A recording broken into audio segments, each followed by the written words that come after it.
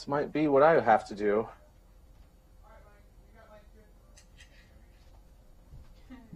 Mike, we have a little bit of time, so go ahead and do what you need to do.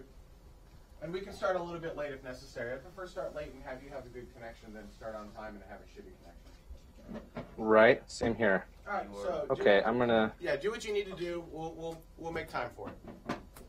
Okay. Also, hello, internet. Hello. Hello, internet. Be right back. Here, I'll grab a microphone. Oh, we're using all the microphones. Do you I'll just want me to hand you one? No, that's fine. I'll walk over here and I'll say hello, internet.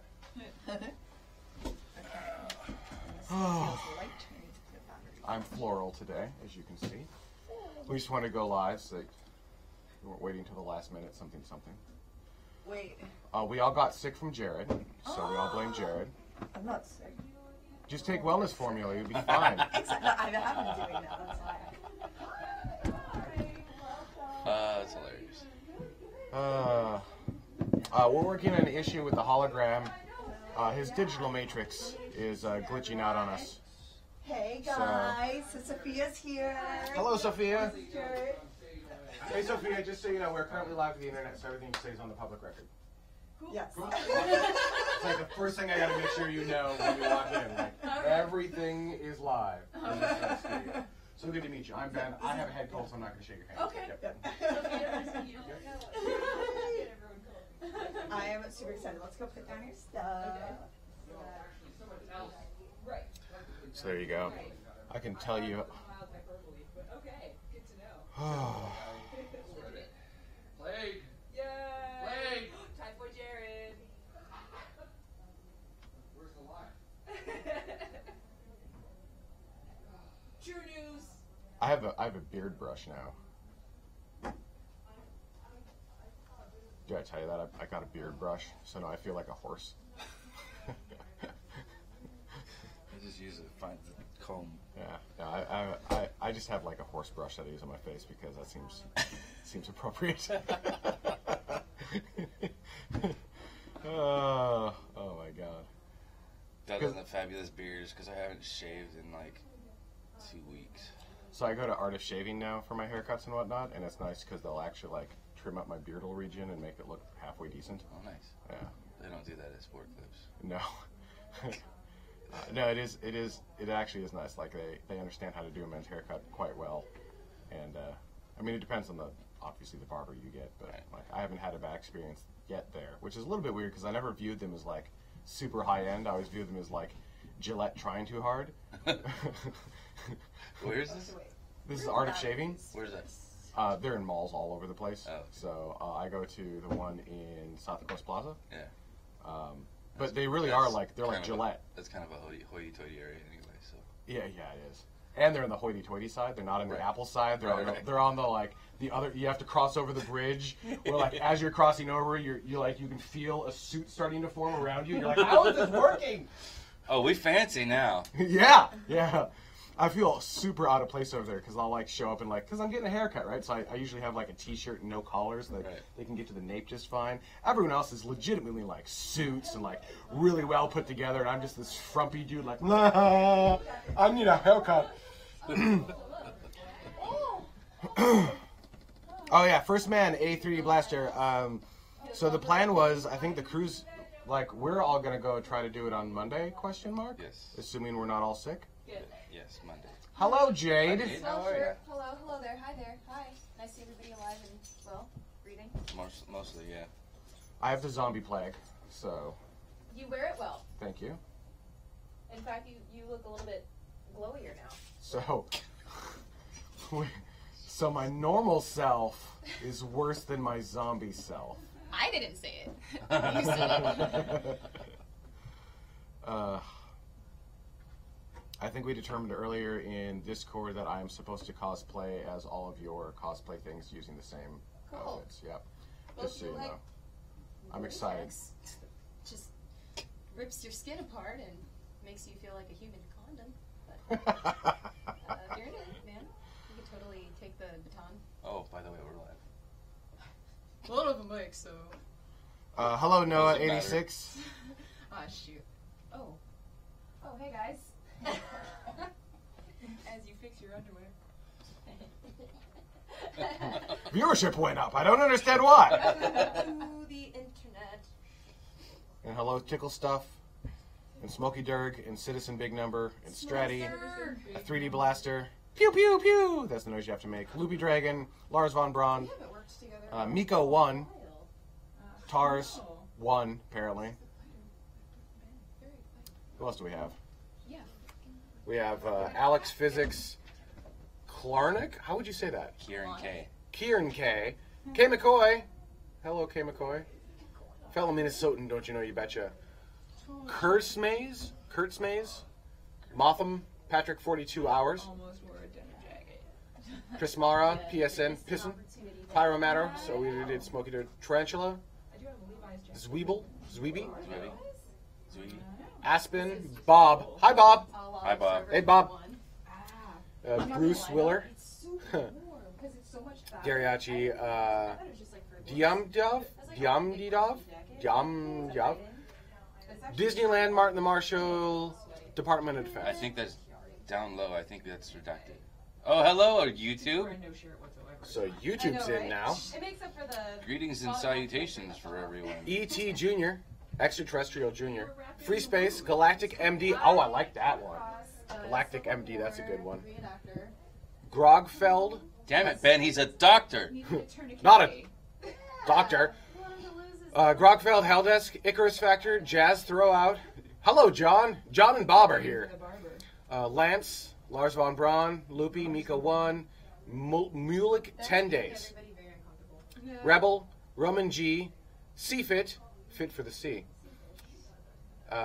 Seki, Psyche, Sea fish. Space Nerd 1986, Stormer, is that like a stormtrooper? Huh. Stratty, we're still waiting on the hologram. Tickle Stuff, Ukrainian, Is there a Uncle Bill, so we have Bill, John, and Bob here. Mike's, Virtual D, Warp 11. Well, the problem with Warp 11 is, if I remember right, you start to, you de-evolve. You devolve, Yes. right? Like you turn back into your... And Wookie Goldberg, that's fantastic! I love Wookie Goldberg. We also have Citizen 57517 and Citizen Big Number. And then, I don't think the YouTube list shows up in my thing, so... we have Jordan Chewing from YouTube, Kevin M from YouTube, Peter Quinn from YouTube, Serial Killer from YouTube, Bob Blob Fluffle, They're throwing around. Like once Bobble he like fluff. goes in the air, it's just like Ragdoll physics. Tomorrow yeah. from Oh, I love YouTube, that. Paul Warlow. Paul Warlow, yep, Cheetah Joshi. Oh yeah. Log in. Cheating Cheetah Joshi. Joshi. Just a shot in the Hello, dirt. hello back, Cheating Joshi. Hey, Tommy first time used it. Yeah. Voss, New thing. New Voss. thing. Peter Quinn said pew pew. Peter. Eric, Swear again? Eric James. We got Eric, Bob, and John. I'm gonna be like and Bill. Kanye and Eric, put Bob, my- John, and Bill. Right? Throw it on the internet. 0000. Sam Cleveland. Hello, Sam. Sam Cleveland, 59. Boop, boop, boop, boop, boop. Game Master. Boop, Game boop. Master, yeah. Game Master. See, I'm Aw, old cute. school enough where it was Dungeon Master back in the day. Yeah. Yeah. I never played. I remember. I love remember this. when Like second your edition titles came are out, so it was a big catchy, deal. and then. I'm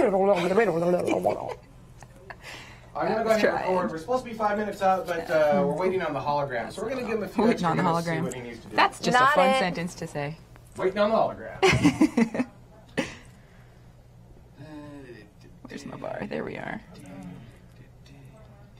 I'm recording. Oops.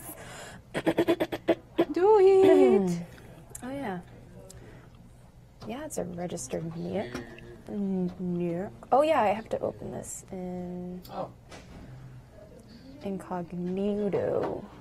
Do you now?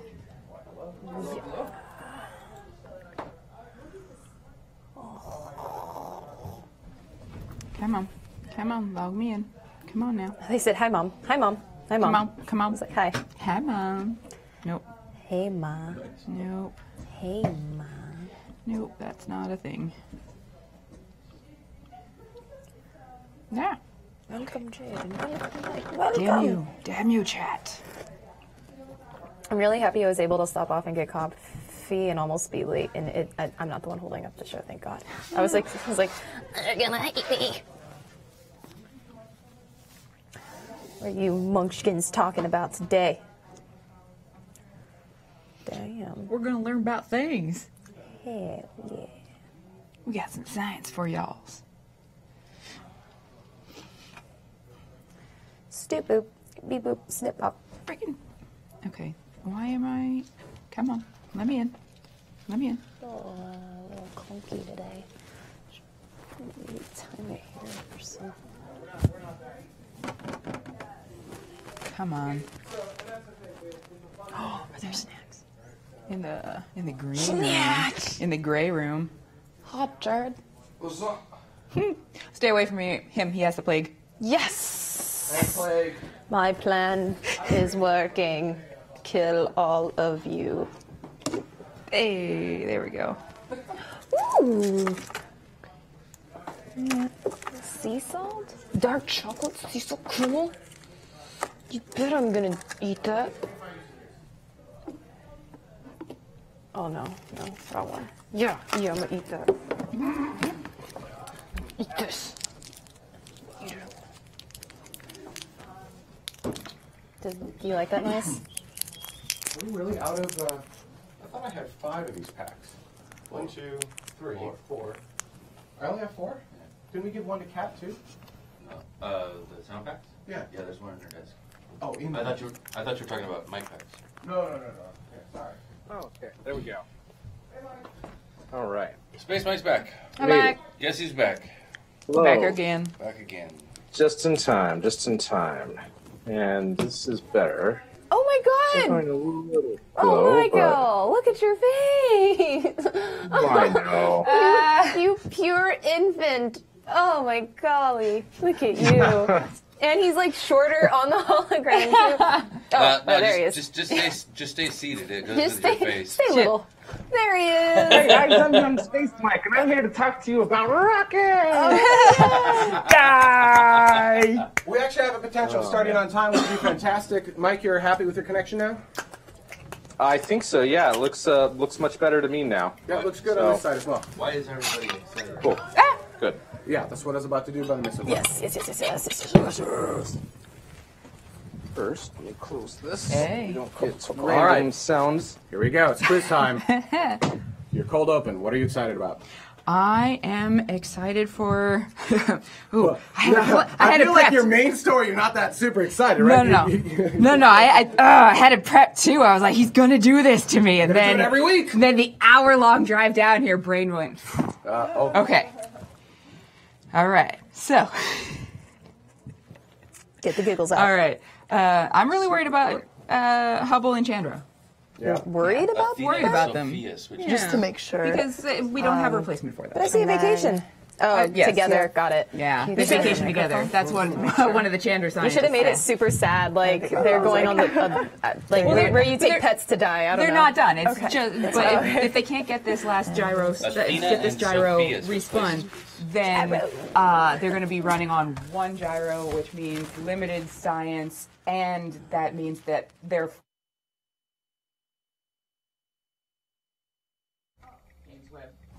launches eventually. there we go. Switch places. Right. So I'm. Someday, can you sit here? I'll sit there. So maybe Yeah. something along the lines of Make it fun. science off of Hubble and Chandra are, Can I get your help with chat again? It's a. what's the hooky thing here? Yeah, was that one. what I was thinking was it's They may a be- reminder that we have no way to repair our really precious They may science be instruments in forced space. into retirement. Sooner It than felt to me later? like because Hubble, before we could throw a space shuttle up there and now get it it's fixed. Now it's S is real and wah wah. so Yeah, but what's the immediate impact that yeah people would care about? No more Which pretty is- pictures. No more pretty pictures. yeah that, No more desktop backgrounds for the time being. yeah. No more 3 million no more pixel new ones. images. NASA's wallpaper generator. have to is sell online. Yeah, there you go. Yes, stolen. There it is. Flip it over. Usually, yeah. And right. if Congress, That's a little bit hilarious and a little bit clickbaity. Yeah. What does the internet think of that? If we were using it cold I'm open, getting, you know, like when you or have to type it too long? and be like, Like, really, it does. It looks great. To Google at. They're tied to up. give us monies. NASA's wallpaper generator. NASA's took a vacay. wallpaper, desktop wallpaper, blah blah. You know all those pretty pics that you love and don't know where they came from? They're all from Hubble. That's going to stop. Oh, actually, say that. No, really. Yeah. Say exactly that. That Yeah. was great. That's all going to stop. Hubble's broken. Yes. Broken. Hubble's broken. Man. And you guys still want to Yes. fix them. Favorite source for astronomy photo of the day. Yeah, right? Yeah. APOD. All those pretty pics you like to use in your desktop wallpaper, I have no idea where they came from, but they're all spacey. Yeah, that's all stopping. Hubble's busted. I'll tell you about that in a bit. I like that. Space Mike. Hubble's busted. Hubble's busted. Can you unmute Space Mike if he's... Okay. He's so soft. I have no audio. Testing. Oh, we 1, have 2, audio. 3. Yes. Hi. We're good. We're good. Good. Hey, so Space Mike, run over your cold open for me.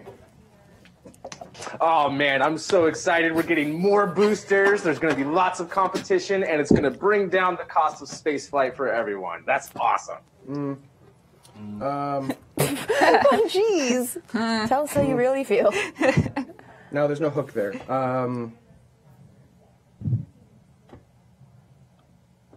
What is this story?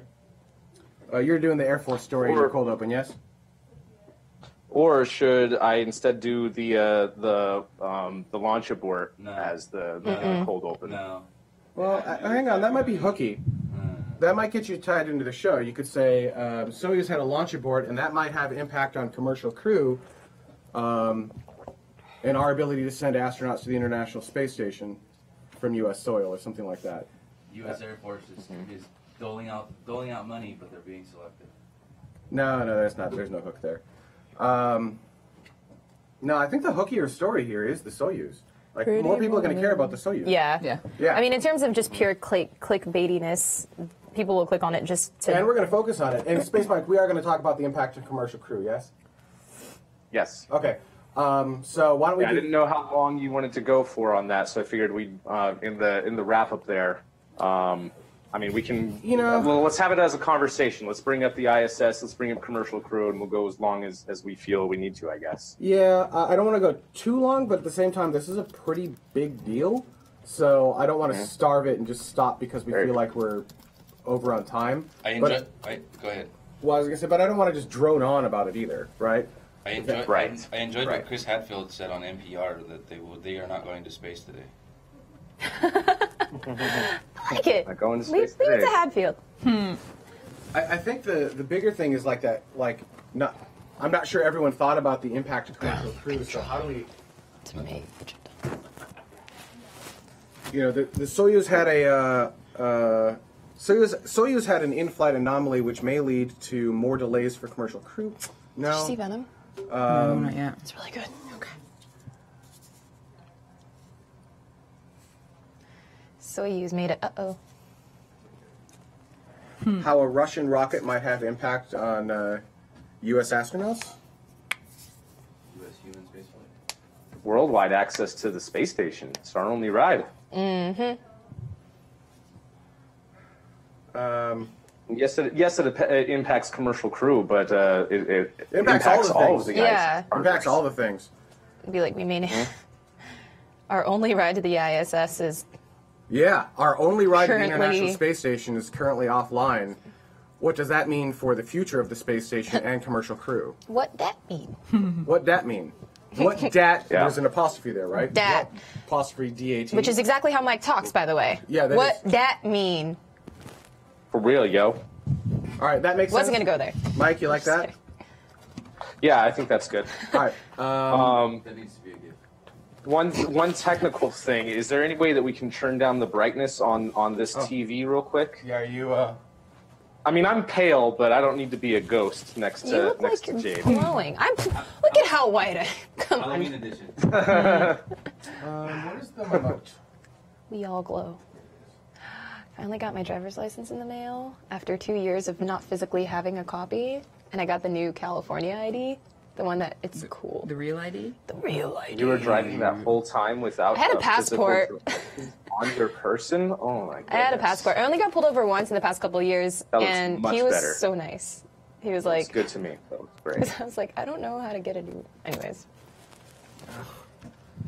So Don't be smart, Mike's TV. mic is too low on my shirt.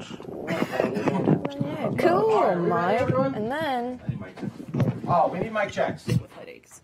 I don't know how you started realizing. Like for me, I just kind of started like I got headaches. Oh wait. Can I get a mic check? Are we starting? Mic check. Hello. Mic check. My name is Athena, and I am ready. I'm very excited. And I had an egg for breakfast, and I made 2 cups of coffee, and Awesome, it was thank you. raining. Okay. Jade. hello, hello, hello, hello. Mouth noises. Here we go.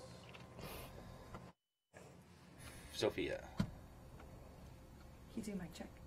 Oh, Tell me what you had for breakfast. I actually did not eat breakfast this morning. So I got nothing for you. Awesome. I had water. All right, let's do this thing. I have some news, and I'll say things as well. Mike. I am very excited to talk today, although my holographic imagers are showing that I don't have a laptop in front of me, so it's a little hard to be able to read things over. Apparently, the chat room is We'll fix that, thank you. very. Oh, there we go. Now I'll be hydrated. Thank you. That's a solid maybe. There we go. Now I can see. It's okay. If you don't readily have one available, I will chug this hot liquid down my esophagus. Oh my god. I don't care about the logo. You can just. Since There we when? go. We've never said, hey, you can't have logos on the thing. I've always been told, get your coffee off the ticket. Put it in a mug. Put it in a mug. Who told you that? Many voices. Many times. I've never said those words. Okay. Well, does it look tacky? I don't want it to look. I don't want the continuity to be all. This is a casual something. Well, then I'll have you know it's not coffee in here. Yeah. Yes! Yeah, no, you can See, have we your, need our own. Have your drink and drink We it need too. our own cardboard cups. We need our own cardboard and Cardboard styrofoam cups. cups. No, I don't have anything I've against never that. understood I don't know have who your pushed kid that, eat but that is not a narrative. It's like, Well, audience, if I'm gonna does have it look cake, weird? wait, I don't All right, get everybody. that. What All is- right, let's do it. Oh wait, never Eight, mind, we're starting. 8 minutes after. Oh, okay. Let's get this thing going. Let's go. Sir. Okay. That's fine.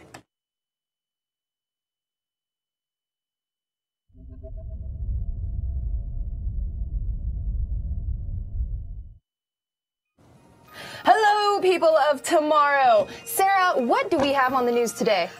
Yeah, so you know all those awesome desktop pictures that you don't know where they came from? They're from Hubble, and that might stop. Oh, shucks. Well, what a bummer. I know. Mike, do you have any news for us today?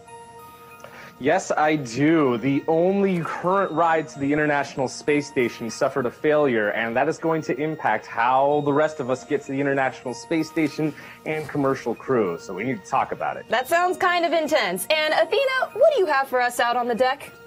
I am here with Sophia Nasser, and she is an astroparticle physicist who studies dark matter. Amazing. All that Right. and more when we cut back. Stay tuned. Tomorrow, Orbit 11.40 begins right now. Good morning. How's everything up in the sky?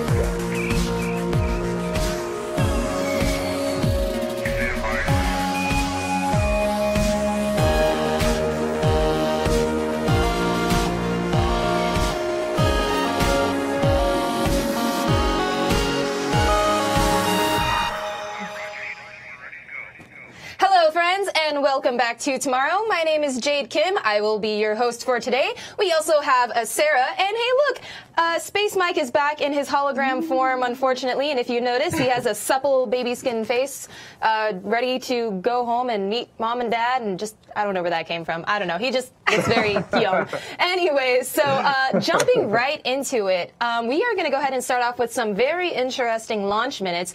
You have some explaining to do because a lot happened in the launch world. So, ready, set, go!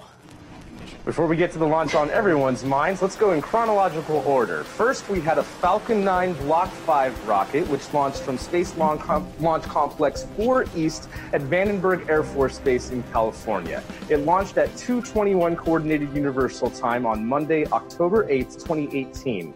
Its payload was the SALCOM-1A satellite. It's an Argentinian microwave Earth observation satellite using synthetic aperture radar. Its purpose is for predicting and monitoring the mitigation of natural disasters. And this is in partnership with the Italian Space Agency and their Cosmos SkyMed satellites for the benefit of all society. And although the satellite has an awesome purpose, the rocket nerd in me gets excited about the first successful land rocket landing in California at Landing Zone 4, the former site of Space Launch Complex 4 West, right next to 4E. Oh man, that was incredible to see that for the first time. And great job, SpaceX, for the successful delivery of the satellite.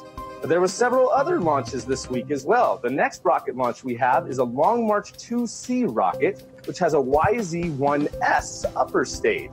It launched from Space Launch Complex 2 at the Jiuquan Satellite Launch Center. It launched at 2:23 Coordinated Universal Time on Tuesday, October 10th, 2018. And its payload was 2 Yaogan satellites, designated Yaogan 32-01 and 32-02. Their true purpose is a mystery. Yaogans are usually spy satellites, but officially they will be used for electromagnetic environment surveys and other related technology tests. Something really interesting is the addition of the Wanzhang-1S, the YZ-1S, which is a simplified version of their YZ-1 upper stage, and it can place 2 extra metric tons of payload from the Long March 2C into a sun-synchronous orbit. Without the upper stage, Long March 2C is capable of about 2,600 pounds into orbit, or it can have about 4,000 pounds into orbit with that upper stage. So that's really cool. Then moving right along, we have the Soyuz FG rocket, which launched from Gagarin Start at the Baikonur Cosmodrome in Kazakhstan, which launched at 8:40 Coordinated Universal Time on Thursday, October 11th. It had the Soyuz MS-10 spacecraft carrying 2 crew members, Alexei Ovchinin and Nick Hague, and obviously there was a problem. At 117 seconds into the flight, the first stage liquid strap-on booster separated from the core stage and suffered a launch anomaly. At this point in the launch, the escape tower had already jettisoned seconds earlier, but at 123 seconds, an automated system detected a problem and initiated a secondary emergency escape system powered by solid rocket motors that were inside the payload fairing. Whew. The descent capsule and the orbital module were pulled away from the failing rocket at 160 seconds into flight, and the capsule was able to separate from the orbital module, deploy its parachutes, and landed about 400 kilometers downrange from the launch site near a town called Khaljal. And this was, holy crap, I mean, we suffered a launch failure, but the astronauts were able to walk away from that mission. They survived. They were completely fine, didn't even suffer any injuries, although they had to do a very steep ballistic reentry, which suffered up to around 6.7 Gs of force on their way down. But again, they were fine, no injuries. They were able to open the hatch themselves and exit the vehicle. By the time rescue crews arrived, they were already walking around nearby the vehicle. So this was a big deal. And honestly, I had no idea that this secondary emergency escape system even existed. So yeah, we need to talk about the effects of this. Yeah. Absolutely. I mean, and as much as it wasn't a successful launch, what it was a very successful abort process, because, oh my gosh, like, even just looking at the footage, it's like your heart stops for a second and you're like, oh my gosh, like, there are humans in there, what's going on? And then they just mosey on out like, yeah, you know, we just survived all of that. That's amazing. I mean, it's unfortunate, the repercussions that we're going to talk about pretty soon, you know, on that's going to have to, you know, getting up to the ISS, but ultimately, thank goodness they're okay. Oh my God, this could have been so tragic. Yeah, absolutely. I mean, I don't know about you guys, but when I saw the message that there was a launch failure, you know, my heart just sank. And seeing that these guys were able to walk away just fine and that abort system was able to succeed is incredible. But the Soyuz was the only ride to space until the commercial crew vehicles come online. So there's a lot of issues to talk about. I mean, there was a bunch of activities that they had planned. Nick Hague was supposed to do an EVA spacewalk with Alexander Gerst, who's currently at the space station, to replace some of those nickel batteries with the lithium the lithium-ion batteries that were just recently sent up there last month, which the HTV-7 vehicle that the Japanese launched. So they're having to replan all the spacewalk activities, and right now the Soyuz that's up there at the space station, the one that has a leak in it, is only rated to be able to be in space until January. So there's a risk that they might have to operate the International Space Station without a crew, which they can do. They can control it from the ground, but the space station has been continuously crewed ever since the mission, the Expedition 1, which was in 2000. So this would be really unfortunate if we have to break that streak. And this is totally super eye-opening too, because I mean, we've known for a while that purely relying on Soyuz is going to sooner than later, cause some issues. But now it's like real. Now it's like the threat is there. So I mean, what kind of repercussions do you think are going to be made in terms of immediate action, or do you think there's going to be any immediate action taken? Oh, yes. I mean, there's an investigation ongoing right now, and they're promising to deliver results from that on both the 20th of October and the 25th of October. It seems like a very quick investigation, but something that they hopefully will be able to do quickly is, since there's the particular Soyuz rocket, Soyuz FG, is only used for human space flights, hopefully they'll be able to inspect the other rockets and figure out, well, first off, what actually caused this anomaly. We don't know yet what actually caused this anomaly. They believe that one of the boosters, the strap-on boosters, may have impacted the core stage during the separation, but we don't know for sure what exactly happened yet. So once we get that information, is it a defect? Is it a quality control issue? Is it something that is a problem with all the other rockets? A week isn't a whole lot of time to be able to come up with answers as to why this event even happened.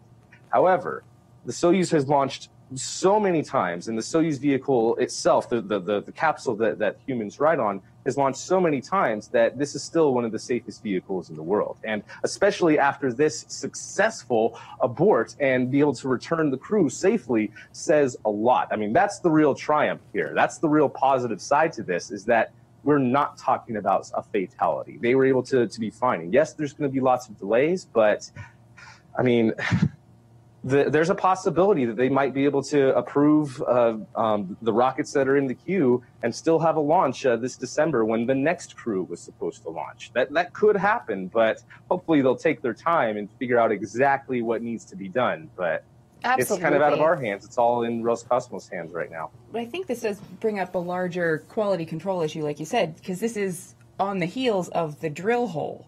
So it's two in a row that have had significant issues.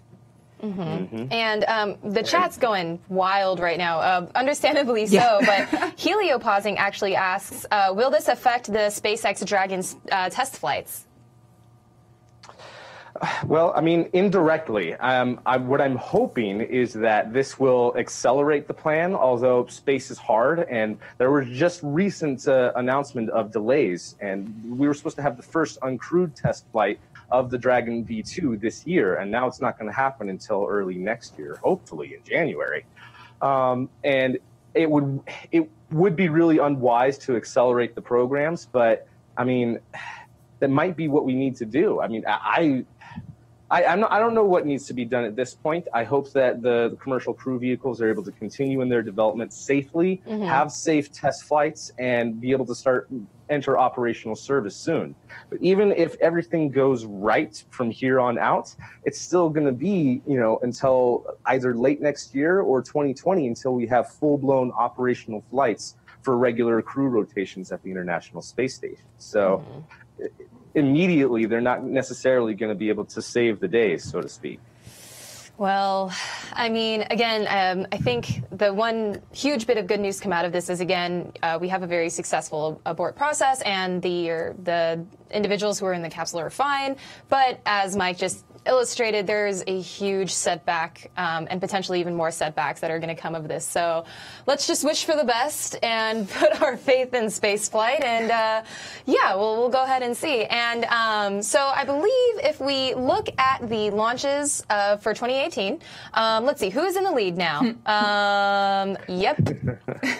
We got China with 27 launches, the United States with 25. Technically, Russia now has 11 launches, although so only 10 of them were successful orbital flights. This technically was a suborbital flight, I guess, but still, nonetheless, this is what we're currently at this for the year.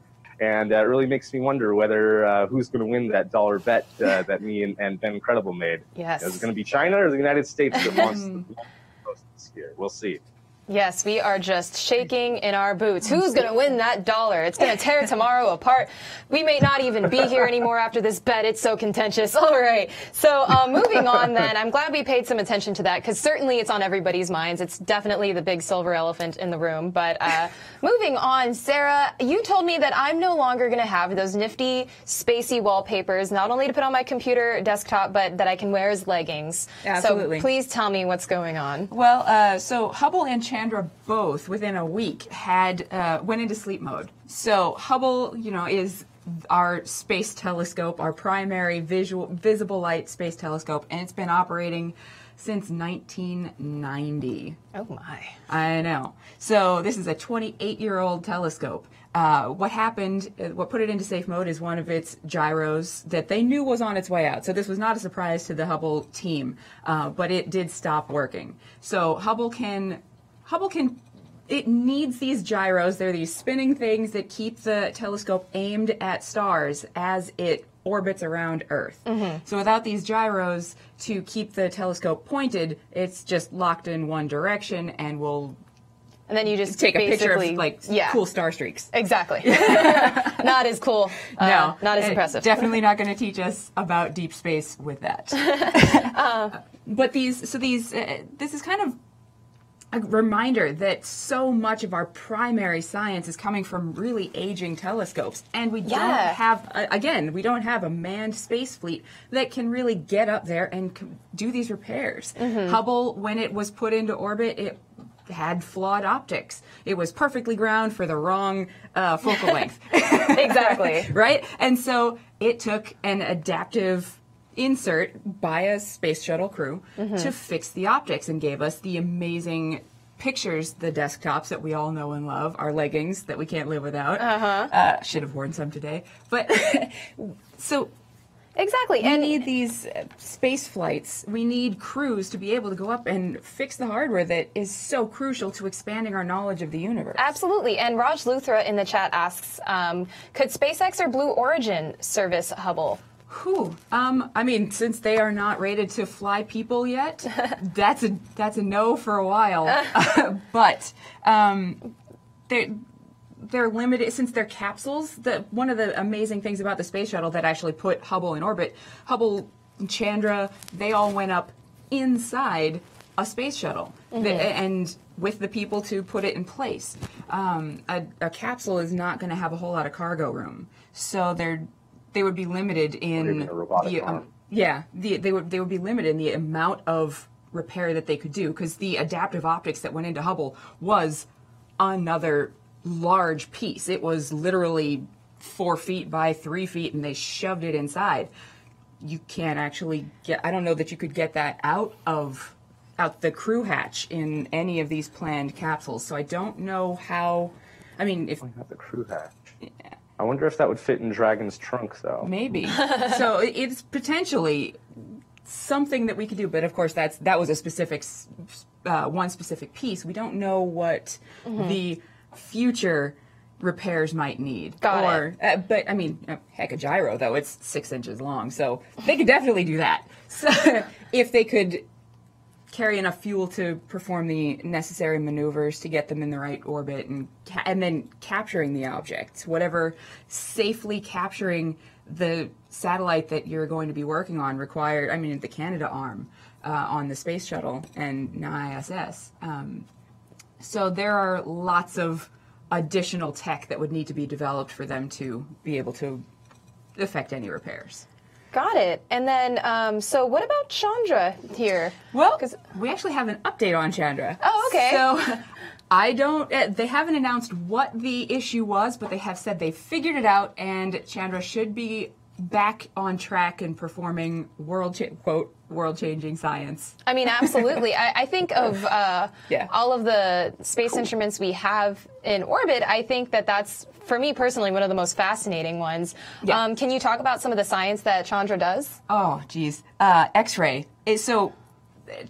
We need an X-ray telescope outside our atmosphere. Our atmosphere is really great at blocking X-rays, and we love thankfully, it for that. By the way, thankfully, we're not complaining. Atmosphere, keep doing your job. We love you, oxygen. So, so we need a space telescope. If we're going to study the X-ray bandwidth, we need a telescope out in space to do that, and that's what Chandra's been doing for us for 19 years. Mm-hmm. And with that, we have learned about extremely large black holes. We've learned about the cores of our galaxies. We've learned about the cores of other galaxies. We've learned about distant galaxies that they're barely visible in the visible light spectrum, but they have accelerated jets coming off of them that we can see with Chandra. And it's helping us map the potential dark matter universe around us. And I'm actually going to use images from Hubble and Chandra in my later story. Oh, wow. Because See? they are part of NASA's great observatories, the 4 telescopes that have given us so much deep space knowledge. Absolutely. They touch almost everything that we report on here tomorrow. And then what about... Is Chandra the one, too, that helps us to get, like, the mapping, like, the cosmic background radiation, or is that infrared telescope? That one's Spitzer. Yeah, that was Spitzer. Oh, okay, yeah. That's Spitzer, okay. Mm-hmm. But, again, that's one really of the observatories. Old, yeah. Absolutely. Yeah. And so then what about future missions then, future projects that are going to be sent out that could potentially replace Hubble or Chandra? I mean, goodness forbid that the worst happens. Right. Well, I don't know of a replacement for Chandra or an update to Spitzer, which is still going strong, or Compton, which has been long deorbited. But the James Webb is the closest to an update for Hubble. And, well, October 2018 was its original launch date. We're now looking at somewhere in 2021. So, and even getting these things up in I was going to say in the air, but out in space, getting these missions built takes decades. Chandra was launched in 1999. It was planned. Its conception happened in 1976. So, took a while. Right. We took our time. We need to get started on the next round of all these spacecraft. Got it.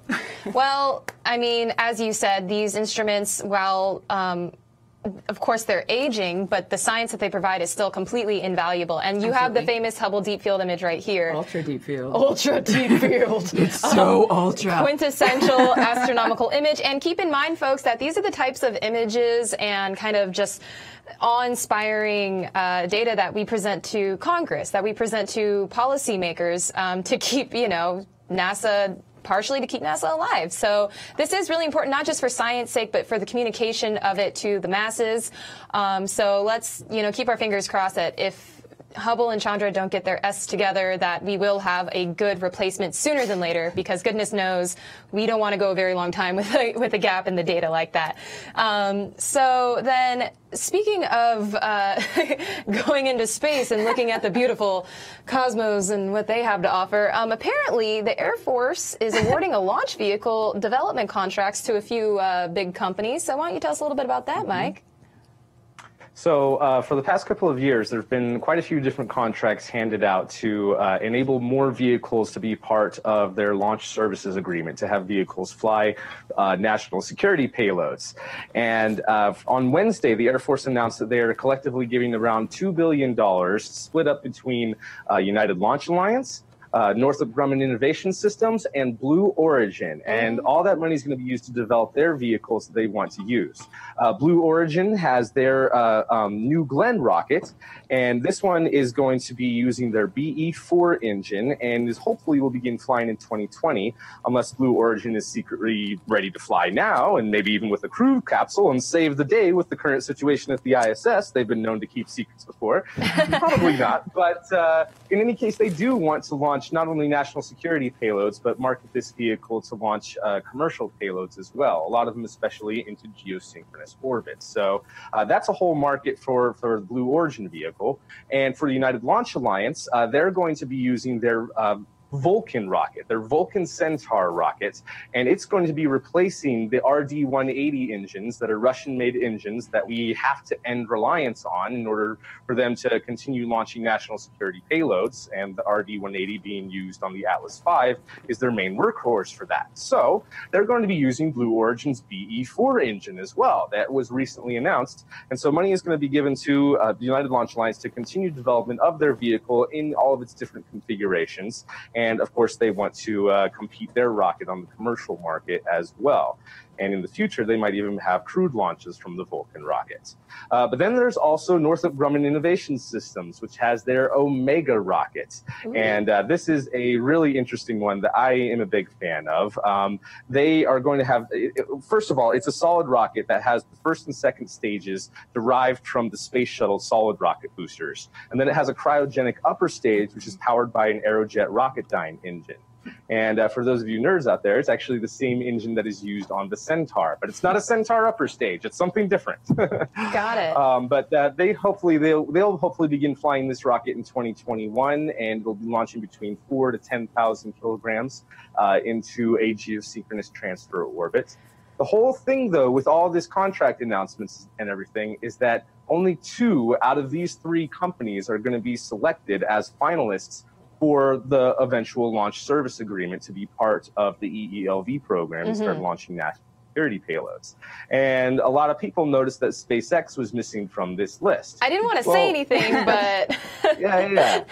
No, please, yeah. Yeah, no, absolutely. I was actually... I was going to ask, so what was the process of why these particular companies? I mean, was there like an RFP out, or, I mean, why are they so special? SpaceX simply didn't bid on this phase of this competitive contract. And they might not necessarily need to either. This is where I'm kind of unsure, because they already have a launch service agreement to launch national security payloads on their Falcon 9 rocket. However, with all the upgrades that they've made, what I don't know is whether or not they need to recertify the Falcon 9 Block 5 for national security payloads, or if that certification was for the now what's called the Block 3 or Block 4. I don't know, and so I'm hoping that those of you in the community watching know the answer to that. And if you can share in the comments and share with us on our community channel, that would be great, because I really want to know if SpaceX already has their agreement, because the Air Force said that they could continue to compete. They could jump in on the next round of funding to compete for those 2 launch service agreements. So not sure exactly how that works out for SpaceX, whether or not they would need to recertify vehicles or not. So it's very interesting. Exactly. And I know a few times it's been mentioned on this show that the future of spaceflight is probably going to be more of a synergy between government and commercial. So is this like the first official formal process or agreement that a commercial space company is going to have with the government? No, not necessarily. I mean, first off, United Launch Alliance, before it was even formed, the rockets that Boeing and Lockheed Martin had at the time were going through the same process. And even from the very beginning of the space industry, in the 1960s, almost all of the rockets that we built for satellite launches were originally to launch government payloads. So that relationship has existed, at least in the United States, since the beginning. And in the current day that we're in, those launch service agreements were first with Lockheed and Boeing, and now with United Launch Alliance, and they were kind of the only provider for national security payload launches until SpaceX entered the game and applied themselves to the program. And SpaceX got a little bit of funding along the way from the Air Force, and were able to get contracts to be able to launch payloads. They're going to be launching one of the third generation GPS satellites in the future, for example. Nice. So they're already part of that program. And so this is just to have even more vehicles, even more assured access to space. And in the process, it's going to bring launch prices down. And with all these companies competing with each other, not just for national security payloads, but for commercial payloads as well. I mean, whoever has the safest, best, and most affordable rocket is going to get the most business. So I'm a big fan of more boosters. Absolutely.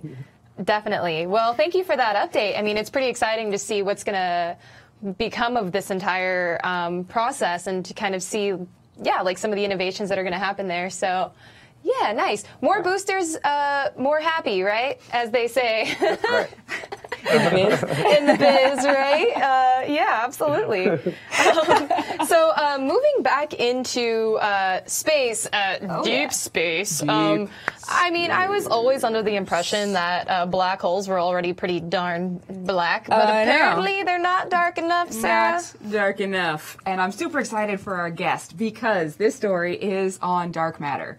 Okay, so a study done by a couple UC Berkeley astrophysicists and astronomers has pretty definitively said that dark matter, the results that we have assigned to this stuff called dark matter, whatever that may be, it's probably not black holes.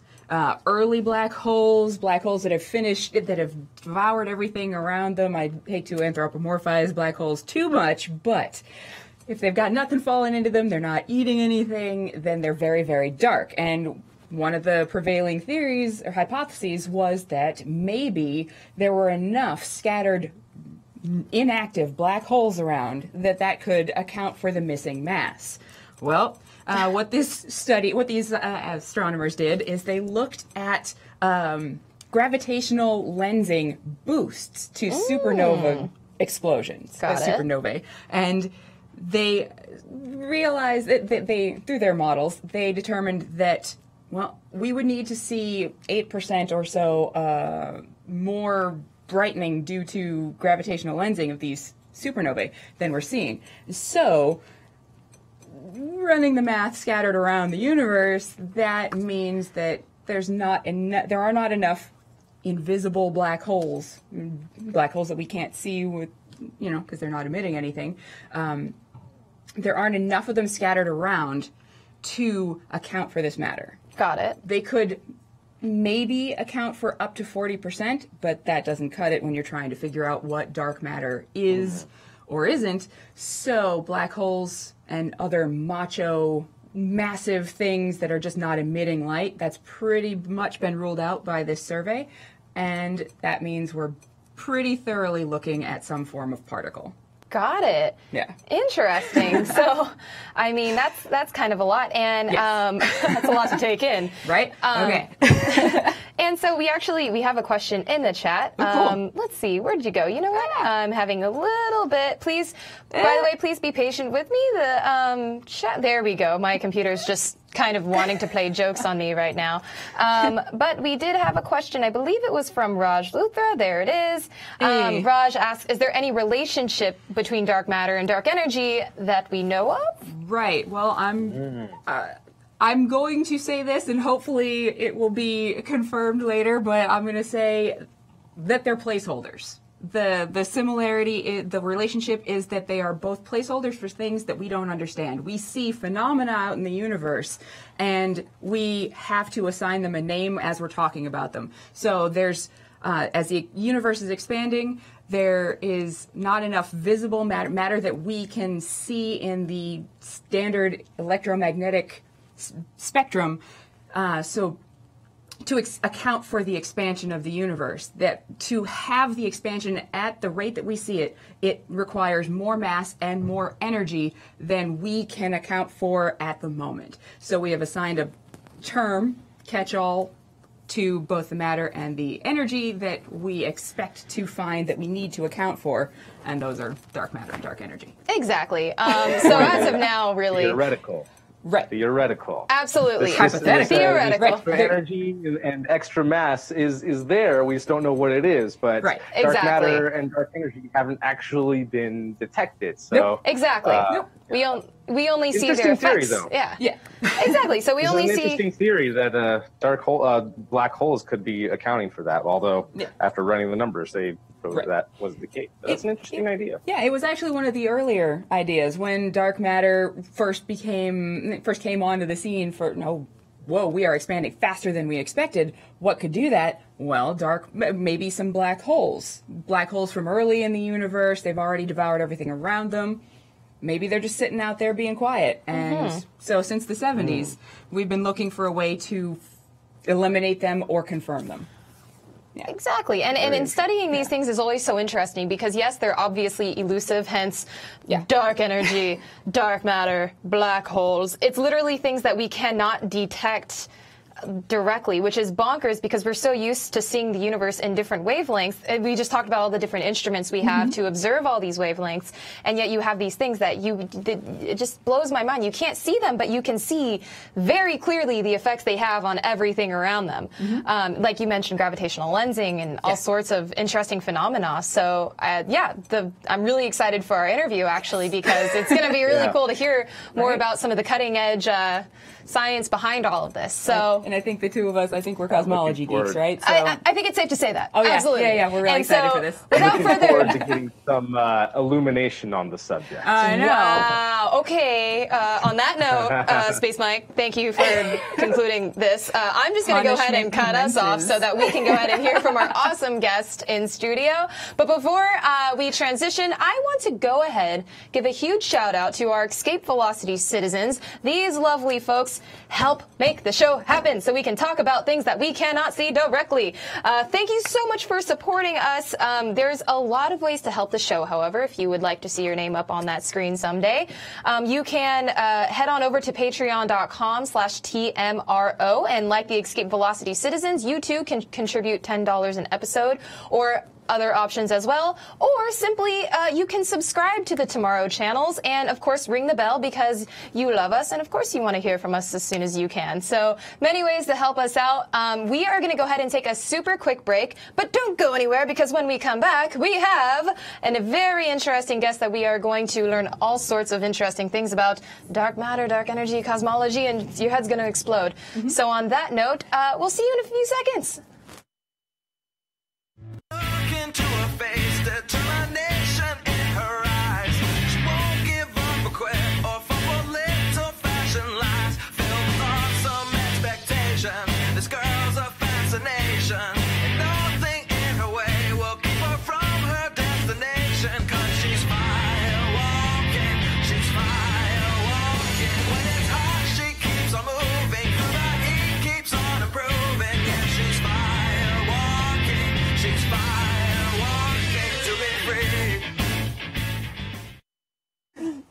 Hello, everyone. So I'm really excited for this interview. We're going to be talking all about dark matter, which is personally one of my favorite subjects in astrophysics. I mean, it's super, super cool.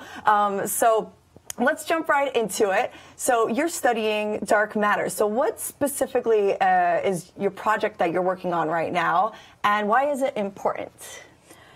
Yeah, so my current project is actually looking at a different type of dark matter. So the most common type of dark matter that people know about is the standard cold dark matter paradigm, which is kind of like most likely the WIMP is what people know. It's a weakly interacting massive particle because, you know, as physicists, we always have these really great acronyms for things. Yes. So, but the type of dark, so with this dark matter though, you don't have any collisions at all. So it doesn't interact with itself. But the type that I'm studying, it's called self-interacting dark matter. So it does, and the cool thing about it is that it solves problems on small scales while keeping like large scale structure. It just preserves all the cosmology that we see now. Okay. So, and what I'm trying to do is kind of learn about there's something called a cross section. So it's a cross section of interaction. You can kind of take it to be like the area of two balls. Like the larger the area of the balls, the more likely they'll hit each other, kind of thing. Okay, and you're doing that with dark matter particles. You're trying to analyze that. In a way, how does that lay into what your research is? Okay, so it's more trying to figure out what the velocity dependence of the cross section is. So because it's kind of weird. It's not like it's not a constant cross section. It was from what it looks like. It looks like it varies with velocity. And by learning about that, we can learn about its particle properties. Okay. Well, why is that important? Well, because we really know nothing about it, and it makes up 80% of the matter in the universe. Wow. Okay? Okay. Or 25% of the entire universe's content. So it's like a gigantic part of the universe that we really don't understand. So we really want to learn about it so that we can get sort of this, get a feel for what it is, where it came from, like how it'll tell us more about our universe and how we came to be. If that makes sense. Yeah, I totally get that. That's a great answer, actually. So to relay off of one of the questions someone asked during the news, they were asking what the relation between dark energy and dark matter would be. So what would be your take on that question? So I like the explanation about it being like just placeholders. So really, they're not the same. They don't have anything to do with each other. So the dark energy is really this energy that is just strange. It just causes the expansion of the universe to accelerate with time. So that as time progresses, the expansion accelerates. So it's expanding even faster, if that makes sense, right? Yes, yeah. Okay. Yeah. So whereas dark matter is actually matter. It's stuff that kind of holds things together. Okay. It provided the seeds for what like stars and galaxies to form. Okay, actually that ties in really well with the question I have here in the chat from Rebel. They ask, where is dark matter located specifically, and then where isn't it located in the universe? It's everywhere. It's really everywhere. Yeah. Yeah. But I think the most like what dark matter does, it's everywhere, but what dark matter does is hold galaxies together, as well as galaxy clusters. Clusters of galaxies are galaxies that are like a bunch of galaxies that are sort of gravitationally bound to each other. And those are also within this sort of halo of dark matter. Okay, so dark matter is more like a halo then that really holds together the different galaxies that make up our universe. Yep. Why is it that you chose to get into this subject? Okay, so you know how it's really exciting when you learn about some new species that it has been discovered, or like, wow, we just found something new that we didn't know about, right? Yeah. So, and that's just on Earth. Then I take it to the universe, and I think, like, if I can actually figure this out, what that would mean to me would be everything. Yeah. That's why. It's really because I'm curious, my curiosity. Yeah, that's such a good answer. That's amazing, because I think that's a big reason why a lot of people go into space exploration and studying astrophysics, is it's trying to figure out those answers. That's really awesome. So you're currently working towards your PhD right now, right, at UC Irvine? Yes. Okay, so what is that like for you, that entire journey of not only just going towards a PhD, but also communicating it, because you're pretty happening on Twitter. Like, I see the stuff that you share. What is the importance of that you would say with sharing your studies with the community online? Okay, so I guess there are two facets to that. Sharing my journey through like my PhD, kind of to help maybe earlier career scientists that want to get into the field, to kind of give them a feel of what it's like, and to let people know that we're actually human. We're human beings. We're normal. We have hobbies. We like to do things as well. And then the science part of it is that I want people to see how amazing physics is and not be scared of it, because there's this sort of stigma around it that physics is like really difficult and stuff that you just can't understand. And I want to break that down so that people can see, wow, that is really cool. That's really awesome. As far as then, have you been able to break down to the audience anything about any understanding about dark matter? Do we know much about the physical properties that make it up as of right now? What are the different theories out there that relate to dark matter? Okay, so there are theories that try to sort of do away with dark matter. Okay. And viewers who are for those theories might not be happy with my answer, and that's okay. I think that studying all sides is really important. Like if you have, we need to know whether if it is modified gravity, then that would be something we need to know, or we need to know that it isn't. So working on each type of theory, whether it be particle, whether it be a different our misunderstanding of gravity, is important. So the modified gravity is kind of like I guess the most commonly known one is modified Newtonian gravity. Okay, what is that? So it basically tries to let's first talk about how we know dark matter exists, because that kind of it follows through with that. So if you look at just the solar system and the way planets orbit around the sun, as you move further out, velocities decrease because the gravitational force or the gravitational potential due to the sun is going to be weaker. Okay. Okay. So you expect the same in a galaxy, like in a spiral galaxy, for example, like our Milky Way, and you find that that's not true. So as you move out and you measure the velocities of stars, they're actually constant, so that it doesn't decrease. The velocity of a star doesn't decrease with distance, and that's weird, because if you didn't have matter that we couldn't see supporting that, these galaxies would just fall apart. Okay. Okay. So then this other idea came where maybe we just don't understand gravity at large scales or larger scales. Yeah. So and these types of theories try to modify gravity to make it so that we can explain the way that the way that stars move around a galaxy without extra matter. The problem with the Newtonian type is that it's Newtonian, and dark matter is a cosmological problem. And in cosmology, you have to use GR, which general relativity, Einstein's equations. So that is it's kind of like fixing a problem on a local scale, but then leaving everything else out, which you can't do with the universe, right? Right. Yeah. And there are still attempts to make it work, and that's cool. I'm definitely of the opinion that it will be a particle, or that it is a particle. I study particle dark matter, so and there are actually many other theories with that, like the standard weakly interacting massive particle. So that's the difference then between, you said you study particle dark matter. What is it? What's the other type of dark matter? What would that be? The other would be that it's not dark matter. Okay. Yeah. Okay, so you studied, dark matter, particle dark matter. Okay, so the other thing would be these other theories that you were mentioning. Yeah. Okay, interesting. So I think there's also some type of, there are also some other types of subtleties, and I'm not really too familiar with those. I think it's something about some dark matter being a fluid or. Interesting. Yeah. Now, there's a really good question actually here in the chat, and I know you were saying going from a smaller scale and then looking at the bigger scale and applying Newtonian dynamics to the universe doesn't really add up, because you have to use general relativity for the large scale of the universe. So actually, Citizen Big Number, great name, they say, follow up on Rebel, which was another question asked. They say, is there any reason to think that dark matter isn't right here on Earth? So no, it could be everywhere. Now, it is everywhere.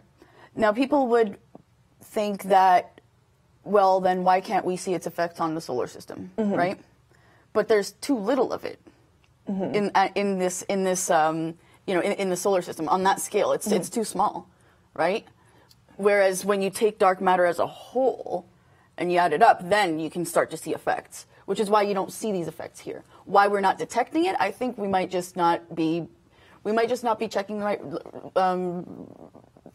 what we call parameter space. So we might just not be looking at in the right spot, if that makes sense. Yeah, that does. At the right energy. And do you think that if dark matter one day, do you think there's any possibility for it to be manipulated to potentially either fuel rockets one day, or fuel any type of spacecraft, or maybe be used to potentially warp space-time and form a wormhole? Do you think about those a lot in your research, or not really? About the wormhole, I wouldn't go that far. I think we're not there yet. Okay. We're really not there yet in terms of it powering spacecraft either, right? Because we don't know what it is. So in order to do that, I mean, we would need to know its particle properties. Because, for example, one of the ways that you power spacecraft is using like combustion or chemical reactions and other ways as well. Yep. But that with that you're basically using the properties of the particle or of the atom that you're using, right? Mm-hmm. So we would need to know how to harness that, and you wouldn't be able to contain it. You can't enclose it in anything, but it's everywhere. Yeah. So if you can at least figure out a way to like manipulate it, right? In a sense. Then perhaps it might be. It might not be, but that's the beauty of all this. It's kind of like when we didn't know that that electricity existed, so we didn't have light, and then suddenly we discovered the light bulb. Yeah. Right? So this is why we do this, is because you don't know what comes out of it. Many things can come out of it. So, yeah. Wow, that's so interesting. And actually, I just saw there was a question in here from Raj. So thanks for answering that. There actually is a question here from Citizen 136, and they ask, "Is it true that we have observed galaxies that do not appear to have dark matter?"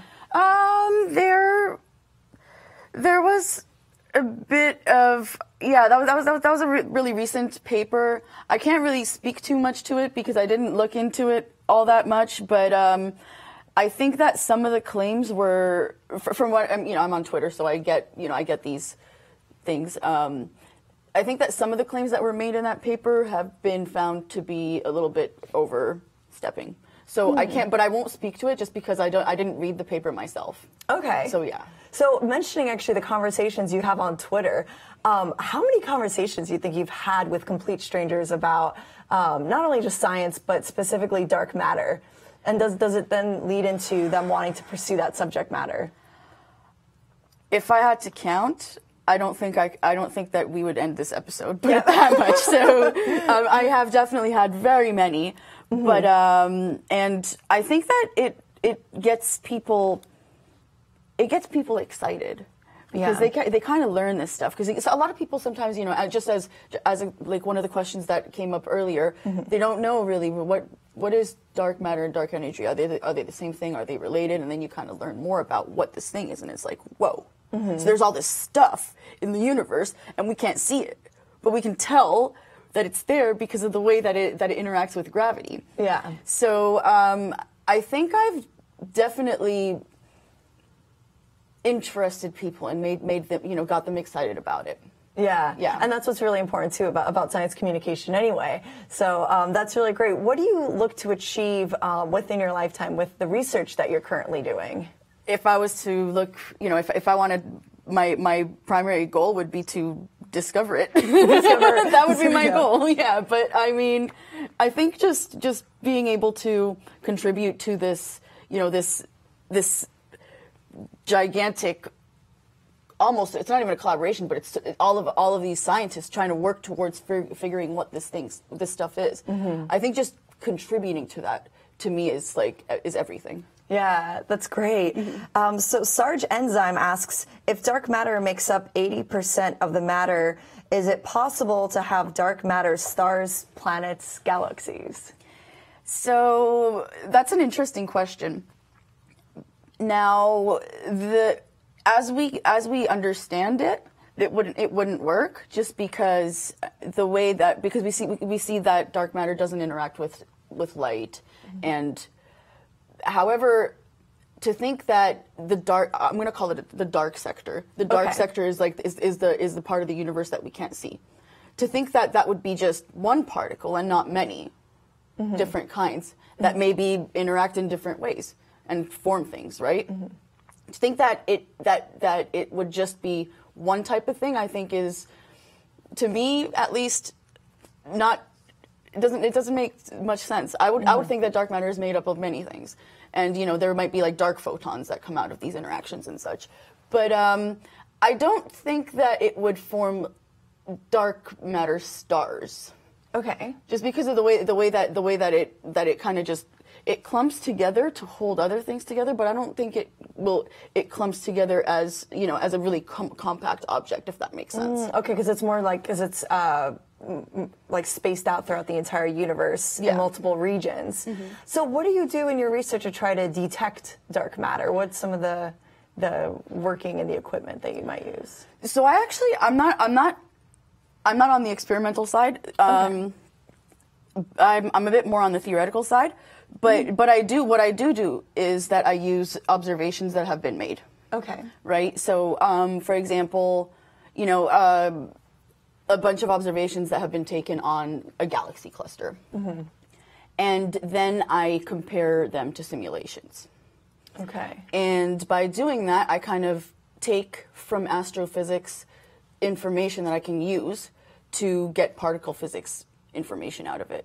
Does that make sense? Yes. Okay, I get that. So I'm not the super exciting, astro person that gets to do the telescope stuff. I really, my equipment is my laptop, a piece of paper and pen, or my whiteboard and marker, and that's it. Yeah, well, that actually is a lot of astrophysicists' roles too. Is that you really it comes to looking at like simulations and graphs, and then actually making comparisons of actual collected data.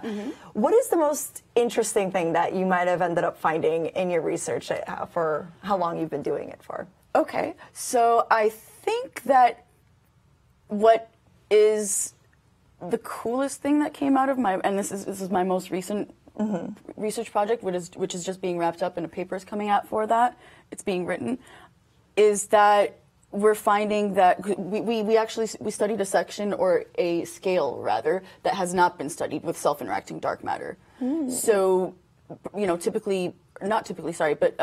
what has been studied are like small scale, so like dwarf galaxies and like spiral galaxies. Those have been studied, and then on the really large scale side, where you have galaxy clusters. But there are groups of galaxies which are a bit smaller less massive than the galaxy clusters, and that's something that has not been tested. So that's what we did test. And until now, it's been assumed that the cross section is velocity dependent, but it looks like it actually is. So I think that was one of the most interesting things that had come out of my research, was figuring out that it really does look like this cross section has, a velocity dependence, and then now you can actually do particle physics with this stuff. Yeah. That's so interesting. When did when did this all start to become into development? Before you begun your research, do you know how long this research has been done? So actually, the self-interacting dark matter was introduced, I think, in the year 2000. 2000. By David Spergel, as well as another physicist, which I'm not, the name isn't coming to me, but yes, him and another physicist actually came up with this to explain this discrepancy in the smaller scale galaxies, which cold dark matter can't explain. That's so cool. So it's been quite a long time. I mean, I guess in the context of science, it's not that long, because it's 18 years? So it's relatively new. Yeah. So it sounds like you've actually worked with quite a handful of scientists. That's actually really cool. Yeah. There's a question here in the chat from iCars Factor. They say, has Sophia worked with any LHC scientists? Of yet? Large Hadron Collider. Yeah. As of yet, no. Okay. But perhaps in the future. Yeah, I mean, that would be really cool. If you had an opportunity to go and do research there, do you think that would be largely contributing to the research you're currently doing? I think that I would need to learn a little bit more about the particle physics of it. But yes, I mean, there are ways that we can, say, sort of modify an experiment to test a certain, a scale that would fit self-interacting dark matter. Okay. So yeah, definitely. I think I could contribute in that way. Yeah, that's really cool. So Stratty here asks, what kind of interactions would self-acting dark matter have with itself besides gravitationally? Okay, so yeah. Tomorrow mug. The mug of tomorrow. So when I say that self-interacting dark matter interacts with itself, it literally is it's elastic scattering. So these particles will kind of just come and hit each other and then go off. If I just to put it in sort of context that we can understand, to sort of visualize it, it's an elastic scatter. So two balls come in, bam, and they go out. So the cool thing about this is that every interaction in particle physics requires a force. And the scale of this force is not the scale of the forces that we understand and know. So that those forces are electromagnetic, the strong force, the weak force, and then there's a gravitational force as well, which in particle physics we don't really talk about because we haven't discovered the graviton yet. Okay. If it exists. So this would require a new dark force. So there would be a new force mediator as well as this new dark matter particle, and and it would be amazing. Does that make sense? So it's just that like does, this yeah. That it has this very like elastic type of interaction with each of the particles. Wow, that's really, really awesome. And Chris Radcliffe makes a really good point here. He goes, talking about the tools that you use when you're doing research on dark matter. He goes, a laptop, a whiteboard, and your mind. So I wanted to share that with you. How long has this journey been for you to get to the point that you're at right now? Did you always know from a young age that you wanted to study astrophysics and specifically dark matter? So for me, it was actually sort of I had to sort of look and try to discover myself to get here. So as I was being raised, like my dad had sort of had this vision of me being a medical doctor. If I wasn't a medical doctor, I could be a mathematician or an engineer. But the path that I was sort of set on was my dad's dream to be a medical doctor. So that's kind of what I thought that I was going to do, but I was like, I can't really deal with blood, so I don't know. Let me go into college and try to figure this out. Then I attended an astronomy club, and everything just fell into place from there. I've always been interested in space. I've always been interested in the fact that, we don't really understand black holes, the singularity of black holes. We don't know what dark matter is, but we know it's there. We don't know what this stuff that's causing the universe to expand at an accelerating rate is, but it's there. But I didn't really know that I wanted to get into this field until I started with the astronomy club. So really, I think it was the astro part that opened up physics to me. But then it was meeting the research advisor with whom I'm still finishing a project that set me on the astroparticle path and said that I learned that this is what I need to do is I wanted to work on dark matter. Wow. So it was an experience of sort of discovering myself. Yeah, exactly. And I think that's a path that a lot of scientists tend to go in. It's this discovery of what specific subject matter they actually want to pursue to make a big difference on humanity and also our understanding of the cosmos. That's really cool. So there's a few really great questions in here I want to get in that's specifically about dark matter. So Kevin M asks, can a dark matter particle decay into other detectable particles? Now, one of the models for dark matter, which is the WIMP, the weakly interacting massive particle, comes from this idea, or not this idea, sorry, but that, it comes from supersymmetry. So where, particles decay and then they decay and then they become this particle that is just too light to decay any further. And then there's so much of it left in the universe that it just sits there, and that would be dark matter. So if dark matter were to decay, we couldn't have been left off with so much of it at this point. If it does have a decay rate, it would be a very long one. So I don't think that would be a way for it to be detected. Interesting. Okay. And then Citizen Big Number asks, what would an experiment to confirm a dark matter theory look like? So it would really, I think, depend. And currently the experiments are sort of geared towards either the weakly interacting massive particle or axions as dark matter. And some of them are, at the LHC just trying to basically reproduce. When they say reproduce, the conditions of the Big Bang, it's because you're accelerating things at to such high energies and hoping that, maybe something will come out like dark matter, right? And then there are these experiments with xenon liquid that are set there to, hopefully get some sort of interaction that tells you, oh, dark matter can pass through. So I think it's very much catered toward the model, because each model will have a different signature that might come out of it. So that's if that interesting. Yeah. That's really interesting. So Sarge Enzyme actually asks here, I heard that the size of a black hole at the center of a galaxy is related to the size of the galaxy. Wouldn't the dark matter holding the galaxy together be directly related to the black hole? It wouldn't be. The reason why is because it's not necessarily related to the black hole. Okay. What it is related to, though, is the amount of stuff that it contains. Okay. Because you need enough dark matter to keep it together.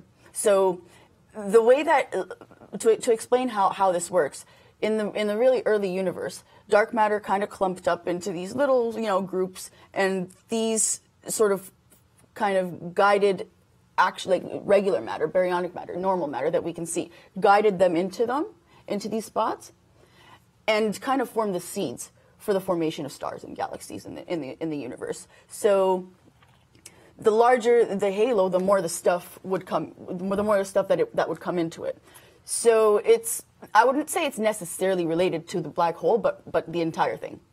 Okay, interesting. Yeah, as in the entire galaxy, Yeah. right? Because as you were saying, the more stuff that there is in the galaxy, the more dark matter would be in that halo that surrounds it in order to keep it together, as you were saying. Interesting. Okay. Another really good question here is from Citizen Big Number. Great questions today. And they ask, should we really attach the word matter to this unknown thing? Is it maybe misleading? I would say that it isn't, because it is still matter. Like, if you look at cosmology and when we talk about, the density of stuff in the universe, that includes dark energy, matter, and radiation. Radiation has such a small contribution today, but it's still included. And in matter, we include both baryonic as well as, or let's say normal matter as well as dark matter, because they're both stuff. It's just that they interact with things different ways. Yeah. Okay, wow, that's really actually interesting. That's super cool. So I think all these questions were amazing, directly relevant to specifically what you're doing. But I want to ask you some really cool questions. We usually ask our guests at the end of our interviews usually, and there's no wrong answer to these. But I really want to get your opinion on them. So the first one is going to be, what is your favorite space mission? So either past, present, or a future mission. Cassini. Cassini? Cassini. Oh, why Just is that? hands down Cassini. Okay. There's it's also sort of New Horizons, because I remember when they shot New Horizons up into space, and I was like so excited to learn about Pluto, and I was like, wow, this really distant planet at the time. Yes. We're gonna learn so much about it, and when it swung by it turned out to be this really complex thing, and nothing that we had imagined it would be. So it was such an amazing mission, and I actually wrote up updates with the mission. So I was working with the Simulation Curriculum Corp. They had this app, this Pluto app, which follows New Horizons mission. So I was writing this stuff. So I kind of grew. It made a bond with it, if that makes sense. Yeah, I get that. I mean, it's a relationship thing that you start to build, especially when it comes to a space mission like that, and you were writing up on it. So I mean, there's so much information came out of the New Horizons mission, but why then you chose Cassini instead? Yes. Why is that? Because now Cassini, again, just turned this already beautiful system that was like totally, with rings and turned it into this really insanely cool thing where, we learned so much stuff about it, but also, I'm not sure if you know this, but I started to process images. So it became, I know that. Yeah, it became something that, again, I had a different bond with again. So, some people might know, because I tweeted a lot of them, and yeah. And I started processing the images that Cassini was taking once they started to go into the grand finale, because then I think it just hit me. I'm like, whoa, we're actually going to lose this spacecraft. and like we're gonna lose this mission, right? And it just at that point, I think something just lit up in me, and I started processing to sort of, give people a look at what's going on and what it sees during its last moments. Yeah, I'll definitely have to go check out those images later. Yeah, that's really awesome. The next question would be, would you choose human or robotic mission for exploration of the cosmos?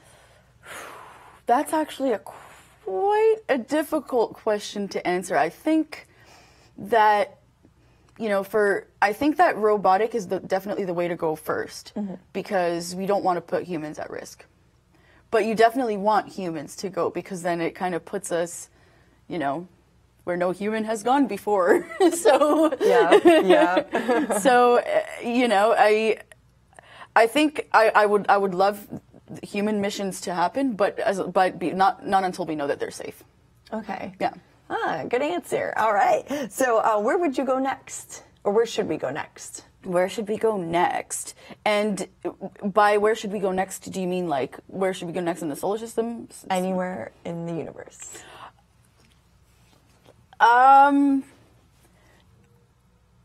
Because we can't get anywhere other than the solar system, I'll stick to this, because we got to take it step by step. I mean, there are so many exoplanets that we can go to, and I would definitely want to go there, but we will not reach there in time because we just don't have the technology for that.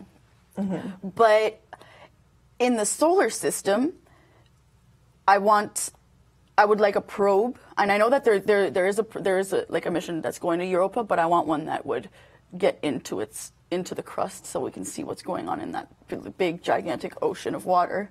Yeah, I vote for Europa also. Yes. I think that would be such a good mission. Yeah. Awesome. All right, so last one. Why space? Because space is awesome. Because space is awesome because it's full of beauty, and it's full of mystery, and there's always something new that pops up. And when it doesn't pop up, it's just because we still don't know about it yet, so there's so much to learn, and because it's just the one place that you can just sort of clear your mind and look at and just be like, wow, that's why space. Amazing answer, just like right there. Just like right there. Yeah. That's awesome. Can you tell everyone where we can find more information or your Twitter handle? Yeah. Whatever it is. Yeah. So I'm at AstroParticle on Twitter as well as Instagram. AstroParticle on Facebook too. I have a page there. My Twitter is probably the best place to go. But I also have a blog, astroparticle.com. So these are places that you can reach me. Amazing. Awesome. Now, before we jump to our calendar break, I want to give all of our Escape Velocity citizens a massive, massive thank you. Here are your lovely names. So thank you guys so much. You guys are contributing $10 per episode. It really means so much. Like, everything that we get to do here is because of you guys. So thank you so much for contributing. And also, I'm loving the community. I'm loving these questions you guys get. I think that we're building such a great just collaboration in community in general. So thank you. Also, our Orbital citizens, you guys contribute $5 per episode. And I'm going to keep talking so that you could find your name here. But seriously, though, thank you guys so much. I mean, I look forward to doing the show every single Saturday, and seeing you guys on here is amazing. So thank you so much again for contributing. Awesome. So we're going to be going right on into your comments and questions right after this calendar break. Thank you so much. Look into her face, determination in her eyes. She won't give up or quit or fall for little fashion lies. Filled with awesome expectation, this girl's a fascination. And nothing in her way will keep her from her destination. 'Cause she's fire walking, she's fire walking. When it's hot, she keeps on moving. Through the heat, keeps on improving. Yeah, she's fire walking, she's fire walking to be free. Well, hello there and welcome back. We are going to go ahead and dive into your comments and questions and concerns from last week's show. And in case you weren't around, we actually got to do a really interesting interview with a person. I'm so sorry. I'm so sorry. Everything. Hold on one second. I'm sorry. We're going to have to redo that. Let's go back from black. Yeah. Well, hold on. Wait. Please, let me get my bearings. Can you move Mike? Athena, move towards Jade. Oh, and yeah. Pull Mike in a little. And that is a difficult transition. Slightly. Where do you want him? I can't quite see. That's good. better. That's good. How's the Okay. glare? Not bad. That's fine. Hello. All right. Okay. Hello, Space Mike. And Oh, hello.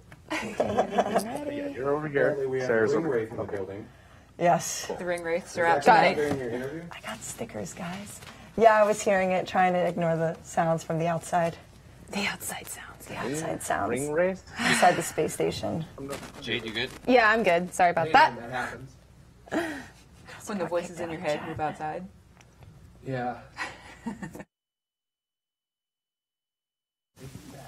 Hello and welcome back. We are actually going to go ahead and dive right into your comments and questions from last week's show. And last week we actually had the immense pleasure of talking to Josh Rodenbaugh from Astro Live Experiences, the folks responsible for manufacturing actual meteor showers that you can purchase. And we are going to go ahead and dive right into it because there's a lot of interesting, there was a lot of interesting things going on in the chat and in YouTube and in the community last week. So this first comment we are going to dive into is from Barry Haworth, and they actually commented on YouTube. What does the astronomical community think of artificial lights in the sky outshining the brightest stars and visible for 200 kilometers? Yeah,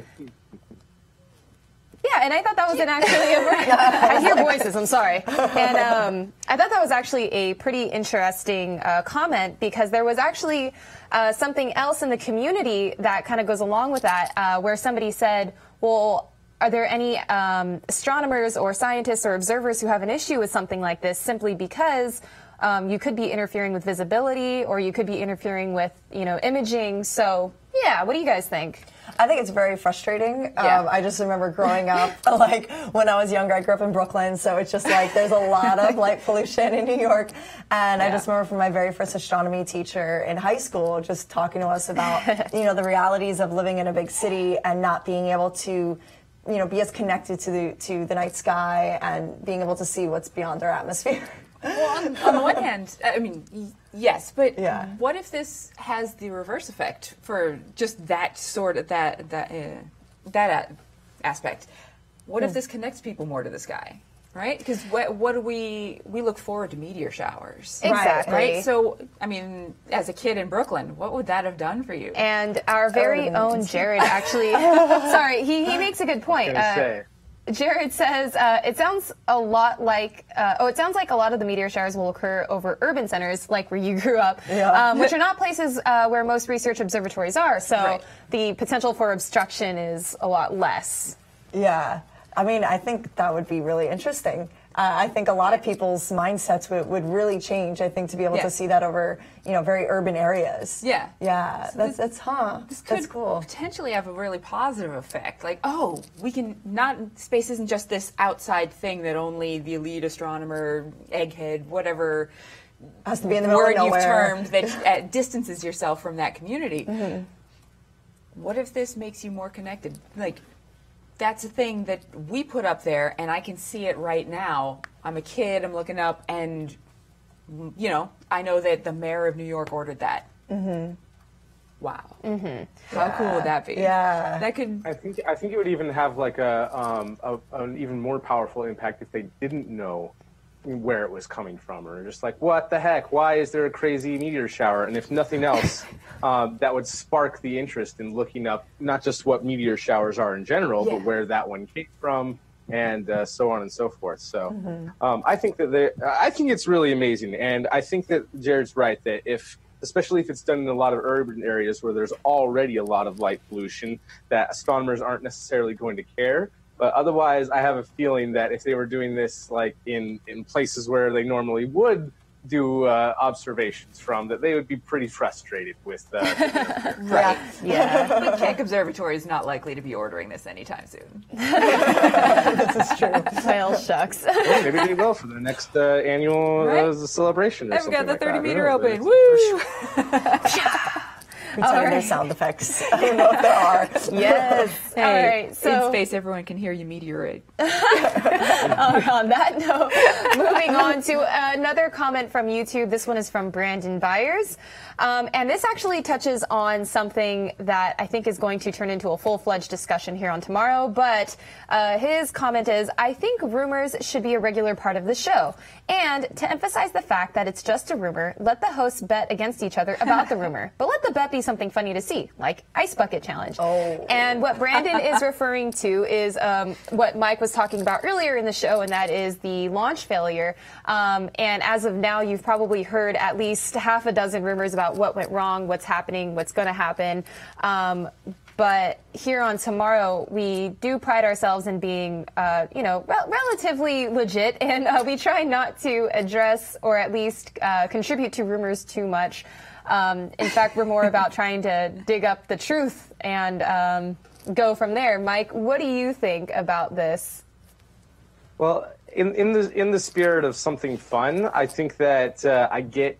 And I've had like similar ideas about like, all right, it's time for Tomorrow gossip. What's going on today? Type of thing. Oh gosh, boys. It's like TMZ, but Tomorrow. Under the clear, yeah, exactly like saying, under the clear understanding that this is a rumor. There's probably nothing into it. It'd almost be like the Onion reporting on space. Freaking love the Onion. I'm on board. Everybody loves the Onion. Even with it's got layers. And that would be fun for like a little like segment or even like an extra video that we do every once in a while, maybe a Patreon only reward or something like that. Yeah. But I think that especially staying away from rumors and not fueling things that are unconfirmed is something we'd really try hard to do. And whenever I'm talking about rocket launches or human spaceflight, if it doesn't have a confirmed source, I'll either say that like, hey, this is an unconfirmed source and it could be this, but I'll try to explain, the caveat that this is where this is coming from. Otherwise, if it's an official source, we'll go with that. But even sometimes official sources can be weird. Like there's stuff that Dmitry Rogozin, the current director of Roscosmos, has said since this the failure that happened on Thursday that I don't necessarily believe. Like, for example, he said that those two crew members would get their next chance to fly in space in the spring of next year.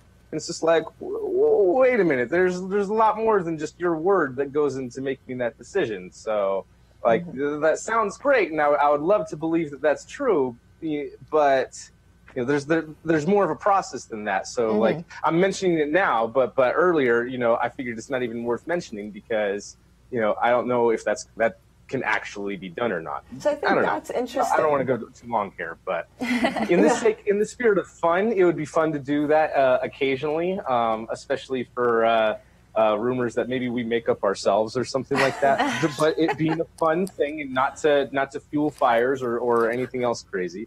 Yeah. But otherwise, try to stick to the facts and any opinions or theories that we might have.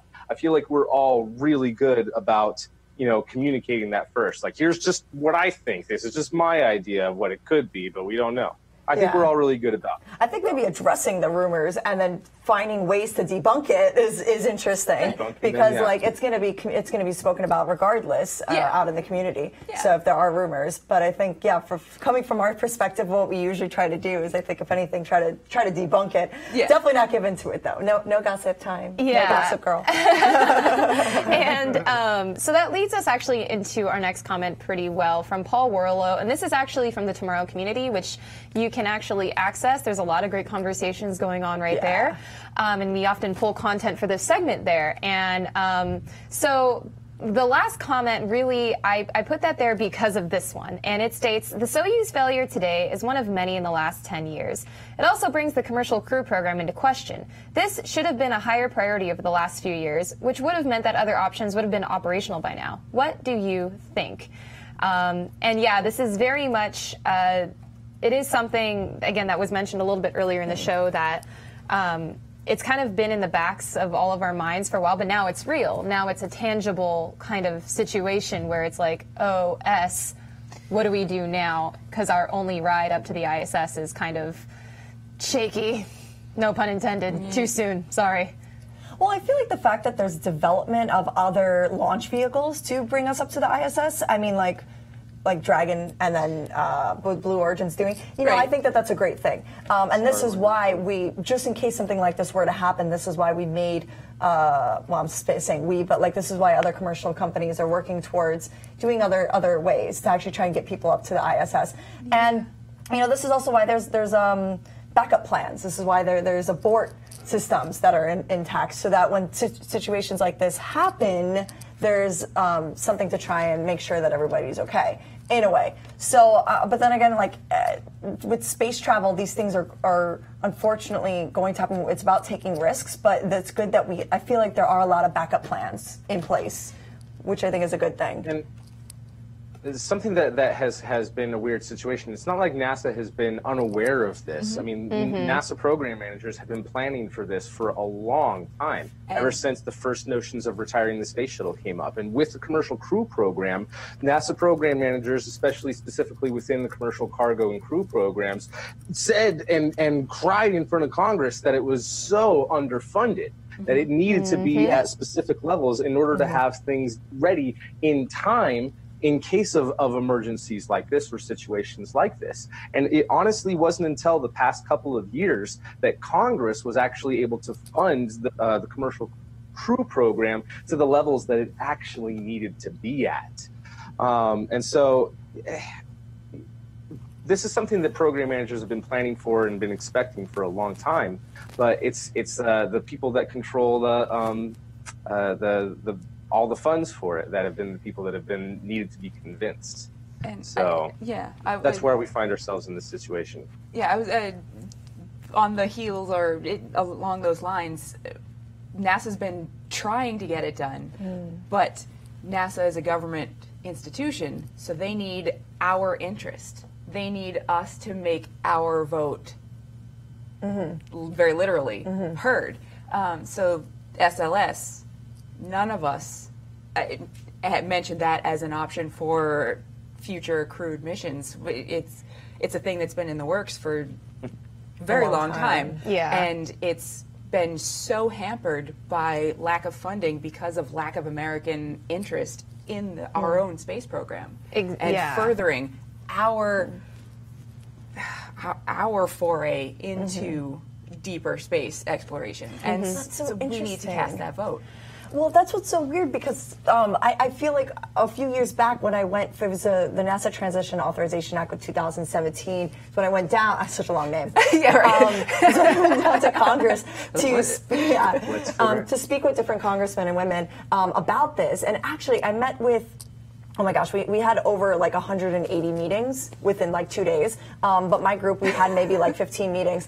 And every single one of them, though, was like voting for, they were all for SLS. So that's what's super interesting here, because now, like, look what's going on. So I just feel like that was really interesting, because every meeting I had was very pro SLS. And so and the funny thing is that the SLS isn't suffering from a lack of funding. If anything, it's suffering from overfunding. There's so much money that has gone towards it, and so many different, and yet at the same time, there's almost a lack of interest within NASA to work on it. It seems like that's my impression anyway. It's part of this whole jobs program thing, and yes, there are people who are voicing their public support in those areas where SLS is being built. And so it's such a weird situation with SLS, and it was supposed to, back when it was the Ares 5, Orion was supposed to be able to go to the International Space Station. Now, there's no plans for Orion to go to the space station. It's just for deep space travel. Right. The votes are perhaps coming from lobbyists related to the already existing infrastructure to build the solid rocket boosters, the one-time use. The money maybe has gone to the wrong things because America has not been as engaged and not voicing our opinion. Hey, SpaceX is doing this reusable thing. It is totally doable. Why aren't we on board with that? Why isn't NASA building that tech? Or why isn't NASA building more advanced tech? Why aren't we focusing on the next gen engine like we talked about last week? And there's comments on YouTube, a couple from Black Box Camera Com on YouTube. The first one was there's not been a new human-rated space vehicle developed since the 1970s. That says there's no priority given to human space flight by anyone. And Mike, I mean, I'm not sure, is that accurate though? I mean, has it really been that long since we've put any effort into developing something that humans could potentially travel into the ISS? Well, in truth, there were several follow-up programs that were supposed to replace the space shuttle. In a way, black spot camera is right in that no vehicles have been certified to exactly. be human rated ever since the space shuttle, at least here in the United States. Of course, China has their Shenzhou, and other countries are developing their own vehicles as well. Within the United States, there have been lots of vehicles that have been developed and that money has been spent on, metal has been bent, even the Orion capsule itself. But has Orion been certified for human spaceflight yet? No, it hasn't. It still needs to go under a couple of more tests. The Exploration Mission 1 should be its final checkout to get that certification. SpaceX is developing their Dragon capsule right now, and although that's certified for cargo, it hasn't been certified for human spaceflight yet. It's being developed, but it hasn't been certified yet. So, no, there's been lots of vehicles that we've built, and the thing that gets me is how many follow-ups to the space shuttle were started and built, or at least partially built, and then the programs were canceled. The X-33 Venture Star comes to mind. The National Space Plane was another one. And there's another one that I'm forgetting at the moment right now, but there was a couple of big ones before we got to Constellation with Orion launching on this shuttle-derived rocket. So, no, we haven't certified anything since Space Shuttle, but lots of things have been in development. And I mean, Blue Origin has had their own plans of having their own crew capsule to go all the way to orbital for quite some time. And that's why I really hope that they come out of secrecy mode and say, oh, hey, we're ready with a new Glenn in this capsule, everybody. Surprise! Yeah. Definitely. Oh, man. Well, I can tell already the amount of discussion this kind of brings up probably warrants a roundtable in and of itself, but you guys got a little taste of it. And with that, we are going to go ahead and close out the show. But before we say goodbye, we have one last heartfelt thank you to give to our Escape Velocity citizens. These generous folks contribute $10 an episode. And of course, we can't forget our Orbital citizens. These lovely people contribute $5 an episode. And don't let me forget the suborbital citizens. $2.50 an episode is what they contribute, and I'm just going to allow you enough time to read okay and time's up. And of course, we have our spectacular ground support citizens. They contribute $1 to $2.49 per episode. And again, yes, go ahead and try to squint and find your name and potentially strain your eyes in the meantime, which we are not responsible for. But thank you so much for helping make the show happen, giving us something to do on Saturdays, and for supporting us. If you would like to contribute in this way and have your name thrown up on this fancy screen, you can head on over to patreon.com/TMRO, or there's many other ways you can help the show as well. For instance, you can subscribe and ring that cute little bell that's somewhere below us. And then you can get notifications for when we go live, or just simply tell your friends about us. Share, you know, hey, there's these crazy folks on tomorrow. They talk about space, talk about science. If you have nothing to do on a Saturday, why don't you go ahead and tune in live? So come on, Dan Satterfield. Yeah. You can hear Jared do his used rockets. That great thing he does with the used rockets. Come on, Jared. Come on down to Anaheim. We gonna get some big old rockets out here. You want this one? This one for satisfied. I give it $999 a month. You want this Atlas Pod? I give it $1,999 a month. You want this Falcon Heavy? You can't have it. It's not flown enough. This is why we need to turn the camera around. That's right. I don't know if anybody heard that. I hope they did. Man. That's just a taste of the delicious delectability I think you made it. that you can experience if you ever tune in live or watch us on one of the many channels you can watch us on. But next week, we have a very exciting guest by the name of Matt Kaplan. Matt Kaplan is from the Planetary Society. We are going to talk about light sail. And, of course, you can tune in every Saturday at 21:30 UTC. That's for science. If you ever wanted to tune in science, but what I'm talking about, of course, is Tomorrow.Space, duh. So you obviously want to tune in at 1800 UTC because everyone knows that. On that note, thank you so much for joining us today and being with us through all the lovely little road bumps and the charm of filming live. So yeah, we will see you next week and have yourselves a spectacular weekend.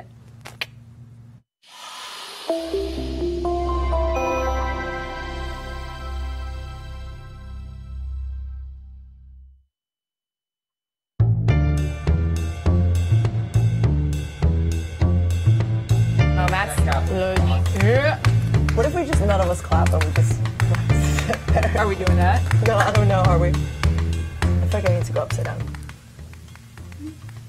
Hey there. Y'all enjoy the show? Talk about space. Smile for about me. rockets. Why is there a piano in the background? Oh, it's still playing. I thought the music stops by now. I kind of like it though. Let's keep going.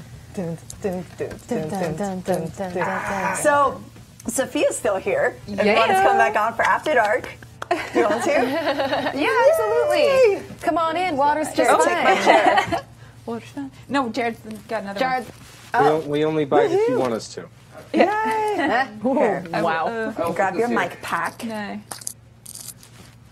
Lean back. Scooch a little bit more. I feel like you should sit in the middle. I'm gonna put this right here. Yeah. Oh man. I'll just do this.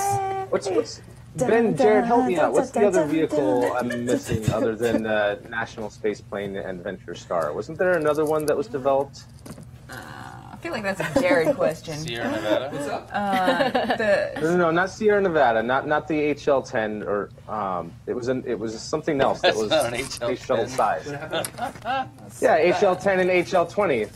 That's where you're talking about Sierra Nevada Dream Chaser. That's where Dream Chaser. Yeah. Come on in. Do a thing. Join.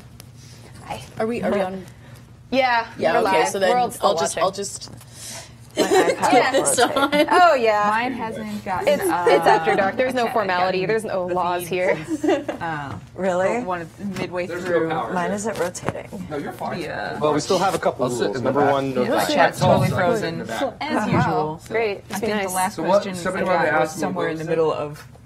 Oh, so you have your ears? No, I do not. I will not have ears today because my ears Oh, are not right, working. right. We don't want your tainted ears. Plague. Ask Jared for me. Yeah. For shuttle replacements, there was National Space Plane, So shuttle Venture replacements, Star, National and something Space else. Plane, Venture Star, and fill in the blank. For 500. Wasn't there a third one before Constellation? He thinks he's pretty sure there was a third one before Constellation. Well, I know in the 90s there was HL-20. Oh, yeah. Which I'll was get them being for you. done Right. at Langley, if I remember correctly. There was also Orbital. There was a crew return vehicle that was being Orbital developed as well. Space Plane. That's the one he OSP. was. Okay, there you go. That's what he was looking Yeah. for. All right. And Also, I think X-34 from Orbital Sciences back in the day was one that they were potentially looking at. Sounds really familiar. But they, Well, they were never pitching really that for the ended up commercial going crew with program. it. So. Yeah, and they were pitching that for the commercial crew program, but didn't get selected. Actually, was that commercial cargo? That Nothing. might have been commercial cargo. They were trying to pitch the X-34. Oh yeah, it's been locked Into. since the end of your How do you interview. separate them like that? You do. By the way, there's a question here for Sophia. yes. Oh, So we actually have a question from Kay McCoy. And Kay McCoy asks, how did Sophia feel when she met Lyra and Will, or is it Lyra? Discovered that dark matter is actually a sentient life force that pervades all of reality, then went to another universe to interact with wheeled elephant hippos. Explain. What? Yes, I need to know this Okay. as well. One more time. What did I just read? Here we go. Here we go. Straight from the source. Okay.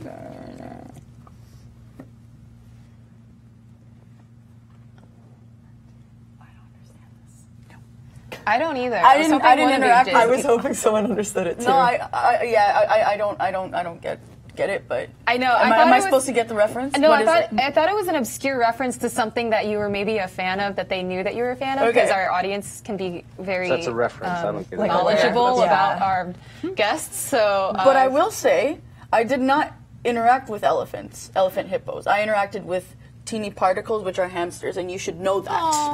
If you follow me. Wait, was that a Rick and Morty Oh, reference? right. Because if so, I'm going to be so disappointed in myself for not catching that. Because I saw Rick and Morty. Yeah, I don't watch Rick and Morty. Not to disappoint everybody. There's a lot of hamster stuff. So why is that? Why? Because I have hamsters. How I many? always have a hamsters. lot of hamsters.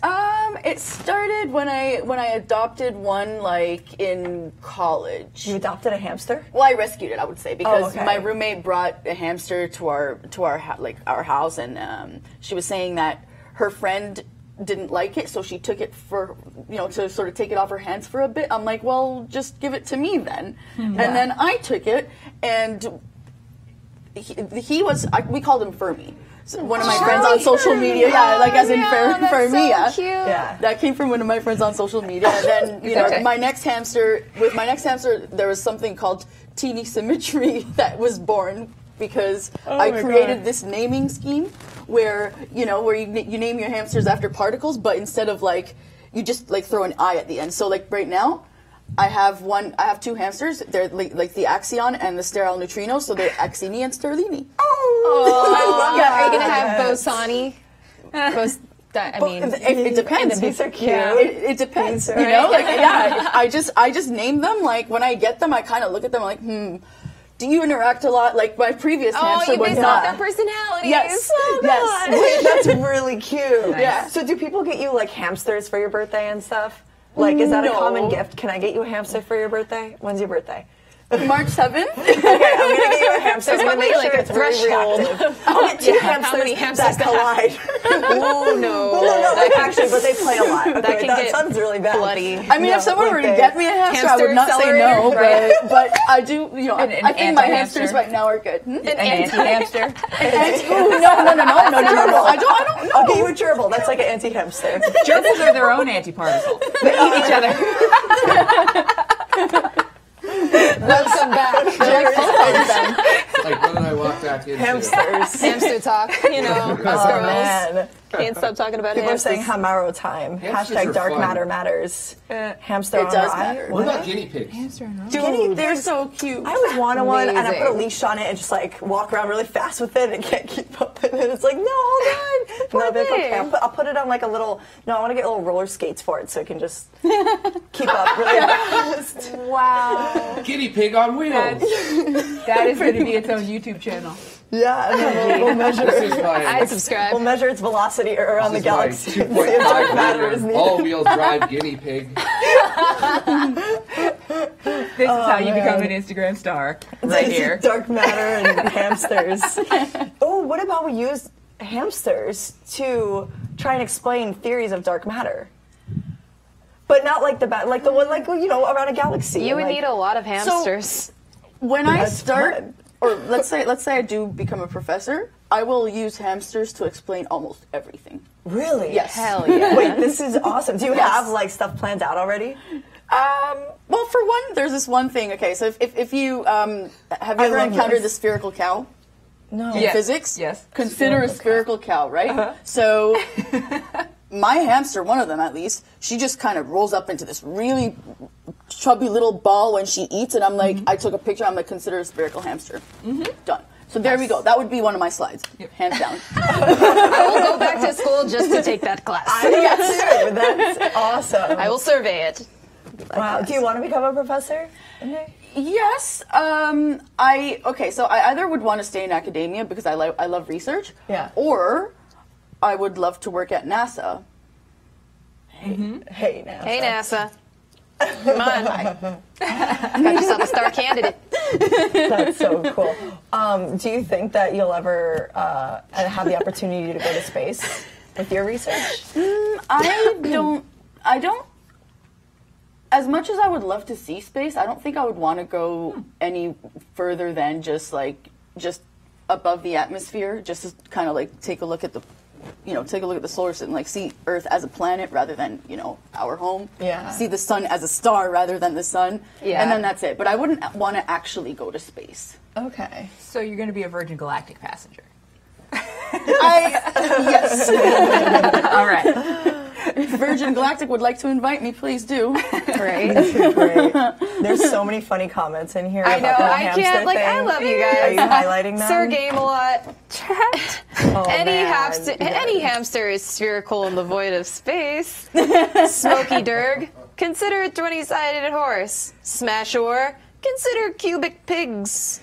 Cubic pigs. Yeah, but that just complicates things, right? You want to make it, you want to make it simplified. You take a human, you'd be like, consider a spherical human, and I'm not gonna integrate over you to find your best, right? Like, I just turn you into a sphere and make my life easier. Thank you. There's so many good ones in here. Oh my gosh. My favorite joke from Big Bang Theory. It's like in the first season, they're going to this particle physics conference, and they're outside, and she's, the Penny is like, so tell me a joke. And he's like, okay, so I'm going to open with, this farmer has problems with his chickens, and he goes to all these other people, and he can't get his problem solved, and then he finally goes to a physicist and says, here's my problem, and the physicist says, okay, cool, I'm going to go away for a second, and he comes back and says, okay, I've solved your problem, but it only works on a spherical chicken in a vacuum. Right? And that's when I have a Penny moment of like, what? That is everything. Great. I'm gonna rewatch this. This is good. I didn't see that one in particular either. I mean, I stopped watching quite a while ago, actually. Yeah. I think it was in the first season, but it's Oh, just really? buried Okay, in so there. they're always on they're airplanes. outside some like particle physics symposium, and one of them gets to present, and the other one's jealous, and. All right. Which are the two presenters?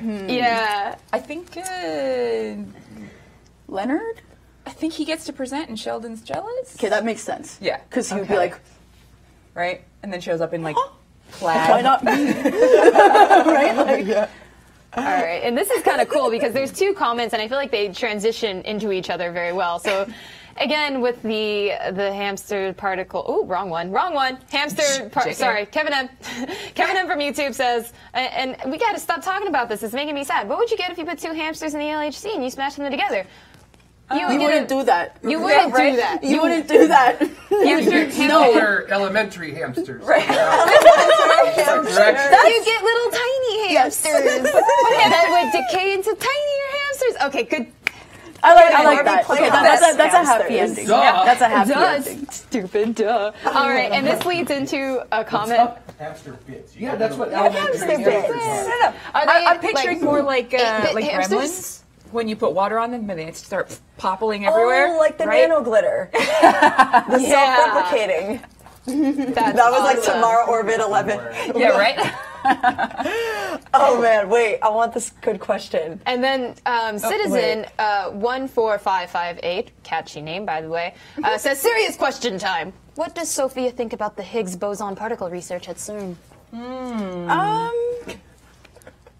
I've been so focused on my research that I haven't been thinking about that very much. But, I mean, it was more like, when it was discovered, I was like, yes, this is awesome. Right. And then, you want to find more stuff about it. Okay, great, cool. The sad part about it was that its mass kind of placed it in this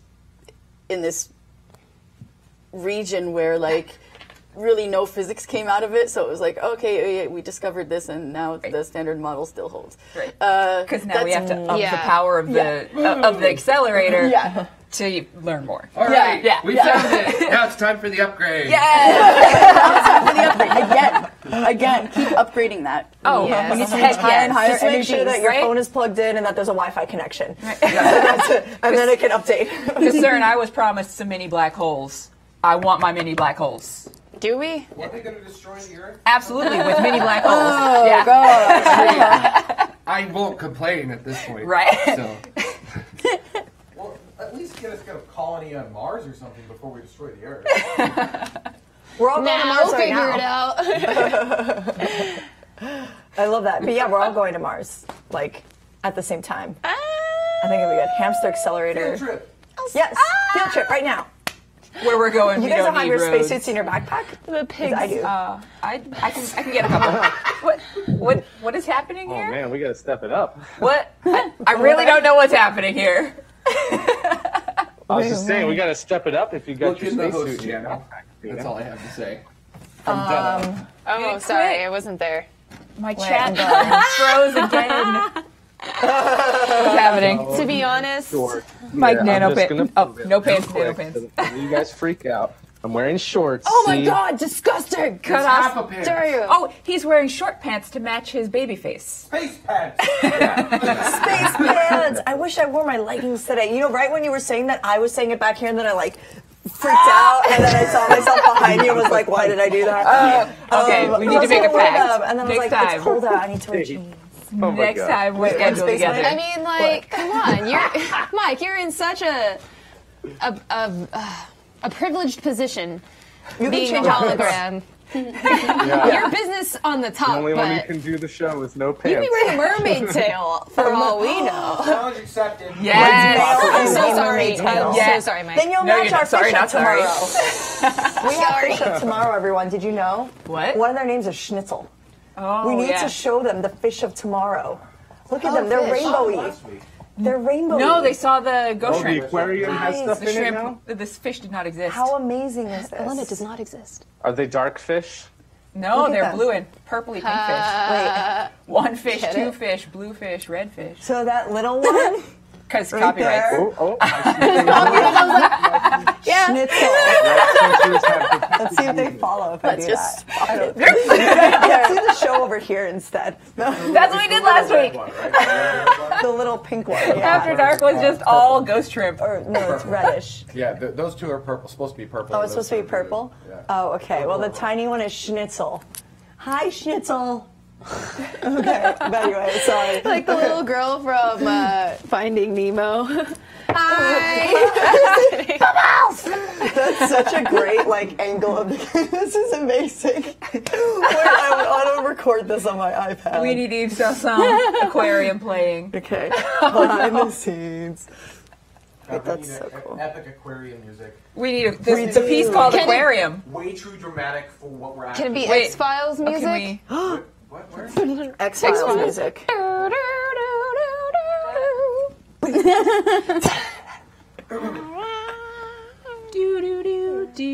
Or we can just have you guys make sound effects. Have you heard?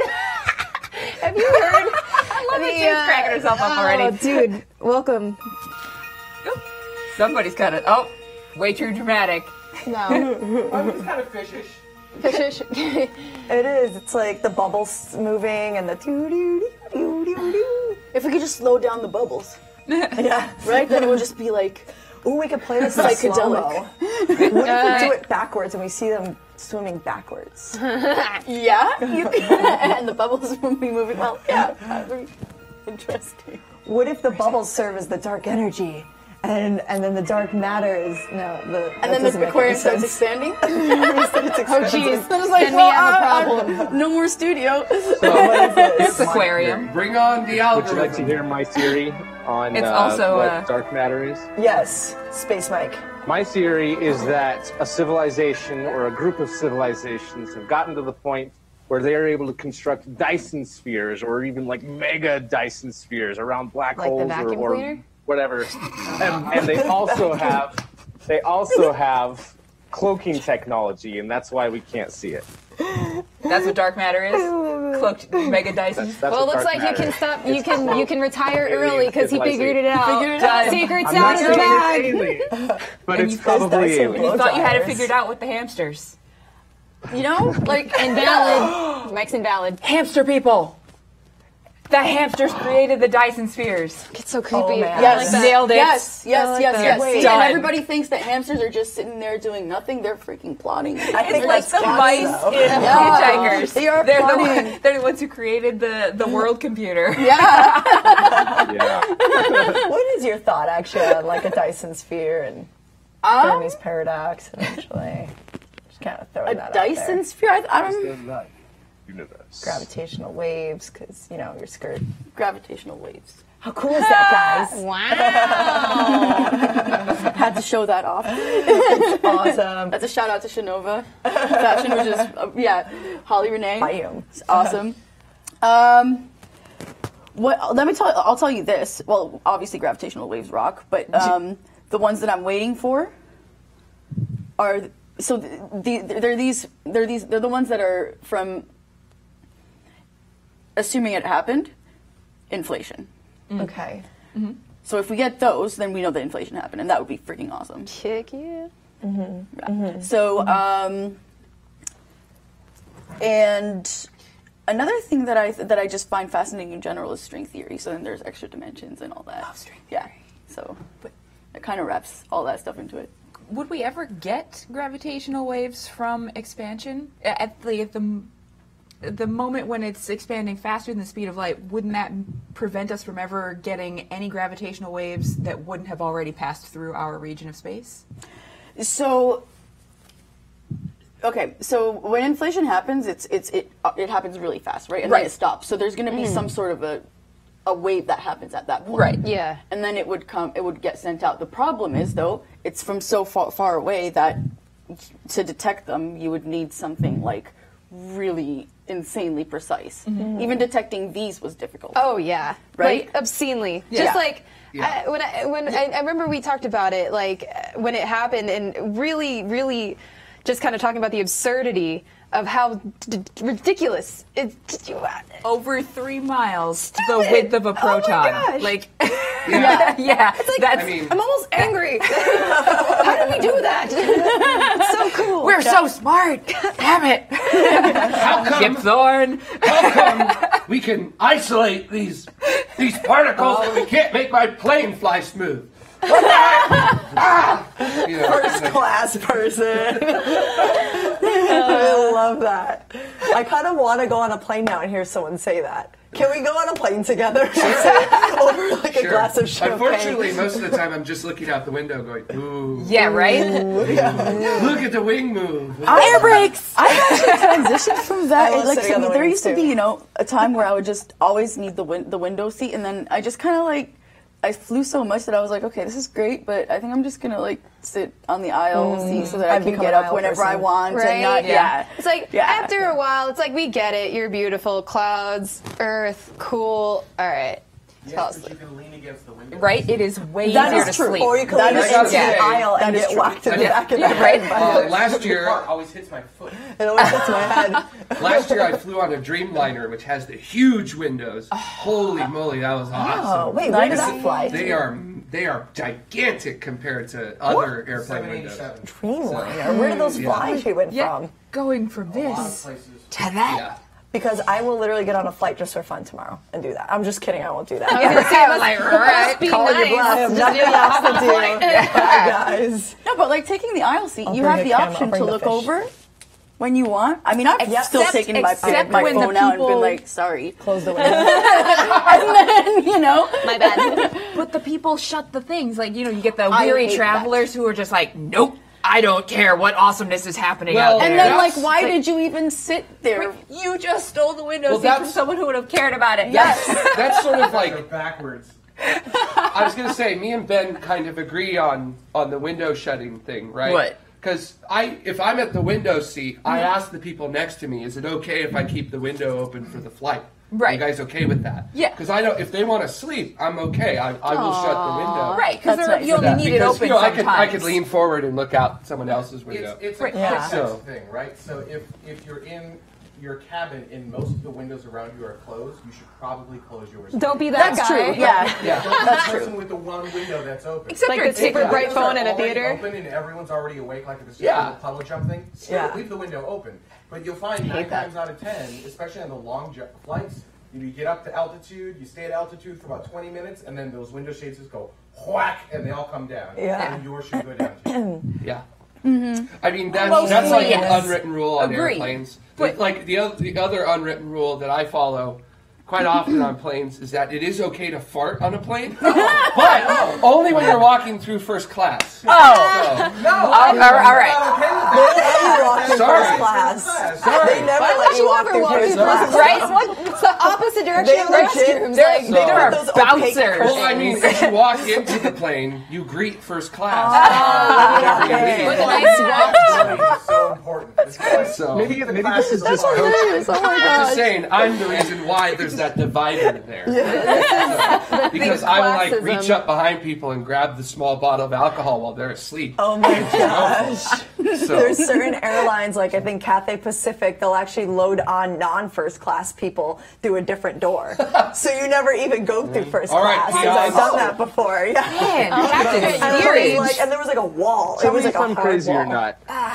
Tell me if I'm crazy or not, if anyone else has noticed this. Maybe this is coach envy and that I'm always in the back of the plane, but is it just me or is first class after the flight is over always the dirtiest? Like there's always crap everywhere. Well, and I'm just like, If you were partying on the I plane, guess, then privilege. it is what it is. And they always take the longest to exit too. Like the door is open That's and why we're it's waiting always for timing those 8 people at the front of the plane to take almost as long as the next 8 rows behind Well, them. they've got all the crap, which is why overhead is always full, and the last few people loaded have to check their bags, even though, I've got my computer, and and then they've got all the free stuff, so they've even got more stuff to leave behind. So yeah. I mean, whenever I fly first class, I get an extra seat for my cat, so he's kind of messy. I'm sorry. Oh, and your cat He's my therapist? emotional cat. So what? Emotional support cat. Support.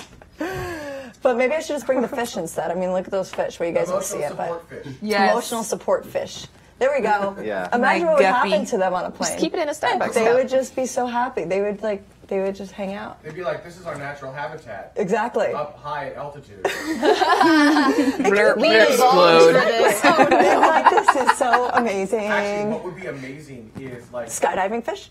that too. I think like a bubble of water in microgravity with fishes in it. Yes! Yeah. Like, my- why haven't we seen that in a space movie Wouldn't yet? that be cool? That should Bring it up. exist. 'Cause you wouldn't have to You do don't need a anything. bowl. You don't need a bowl. You just have like this. You just Yeah. make Be sure. careful because you could actually suffocate, like legitimately hurt yourself in that sphere of water. Right. Yeah. Well, we yeah, won't that go almost in the happened water. to the Italian astronaut Luca. What's his last name? Luca Brazzi, who sleeps with the fishes. I can't remember his last name, but in 2013, the cooling system in his Yes, EMU under started the leaking EMU. into his helmet, and it was like dumping water in, and it was starting to cover his face, and he was having Yep. a problem. So, Yes. That sounds like a problem. Yeah. So, Yeah, water in space is tough. yeah. Yeah. Yep. But this still needs to be done. Oh yeah. I mean, I'm writing it into my short right now. I'll just wear a helmet just to be safe. But the fish are, well, they'll be okay. I have Put them in seen little in- astronaut see suits, someone fish doing an astronaut experiment. suits. And they have like That'd be 2 cute. orbs We of have seen water, that. and the fish are like jumping from between them. Now that's a Mastermind. cool shot.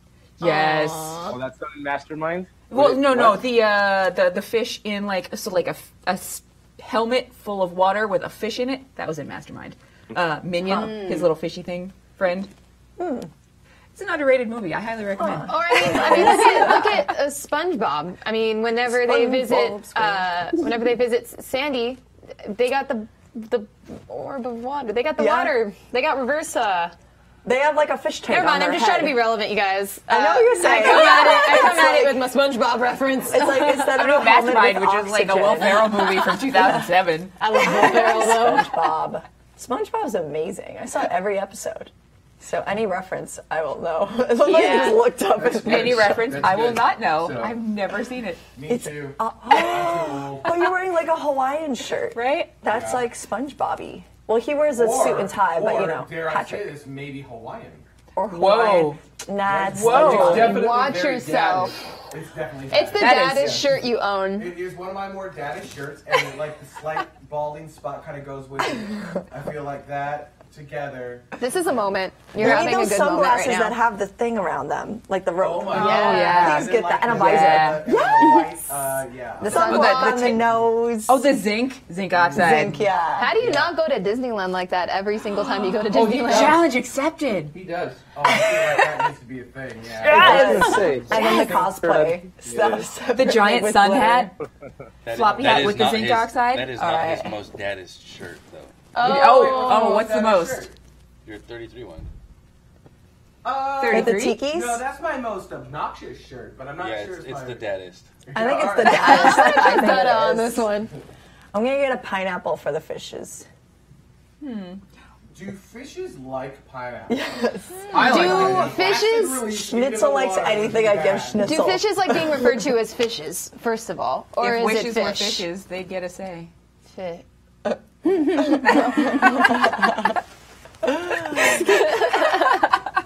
They're just so cute. Look at they're so happy. Are we winding down? Yeah. Let's call it. Beep boop. Snip snap. Okay, well, we're going to start talking about the fish. I'm just getting hungry Good for job, sushi. guys. Lives in a pineapple under the sea. Real sushi sandwiches. Real sushi chef with sushi chef. Sandwiches. You Is got that- some sushi meat? Hi. Would that be Friendly sashimi? lady.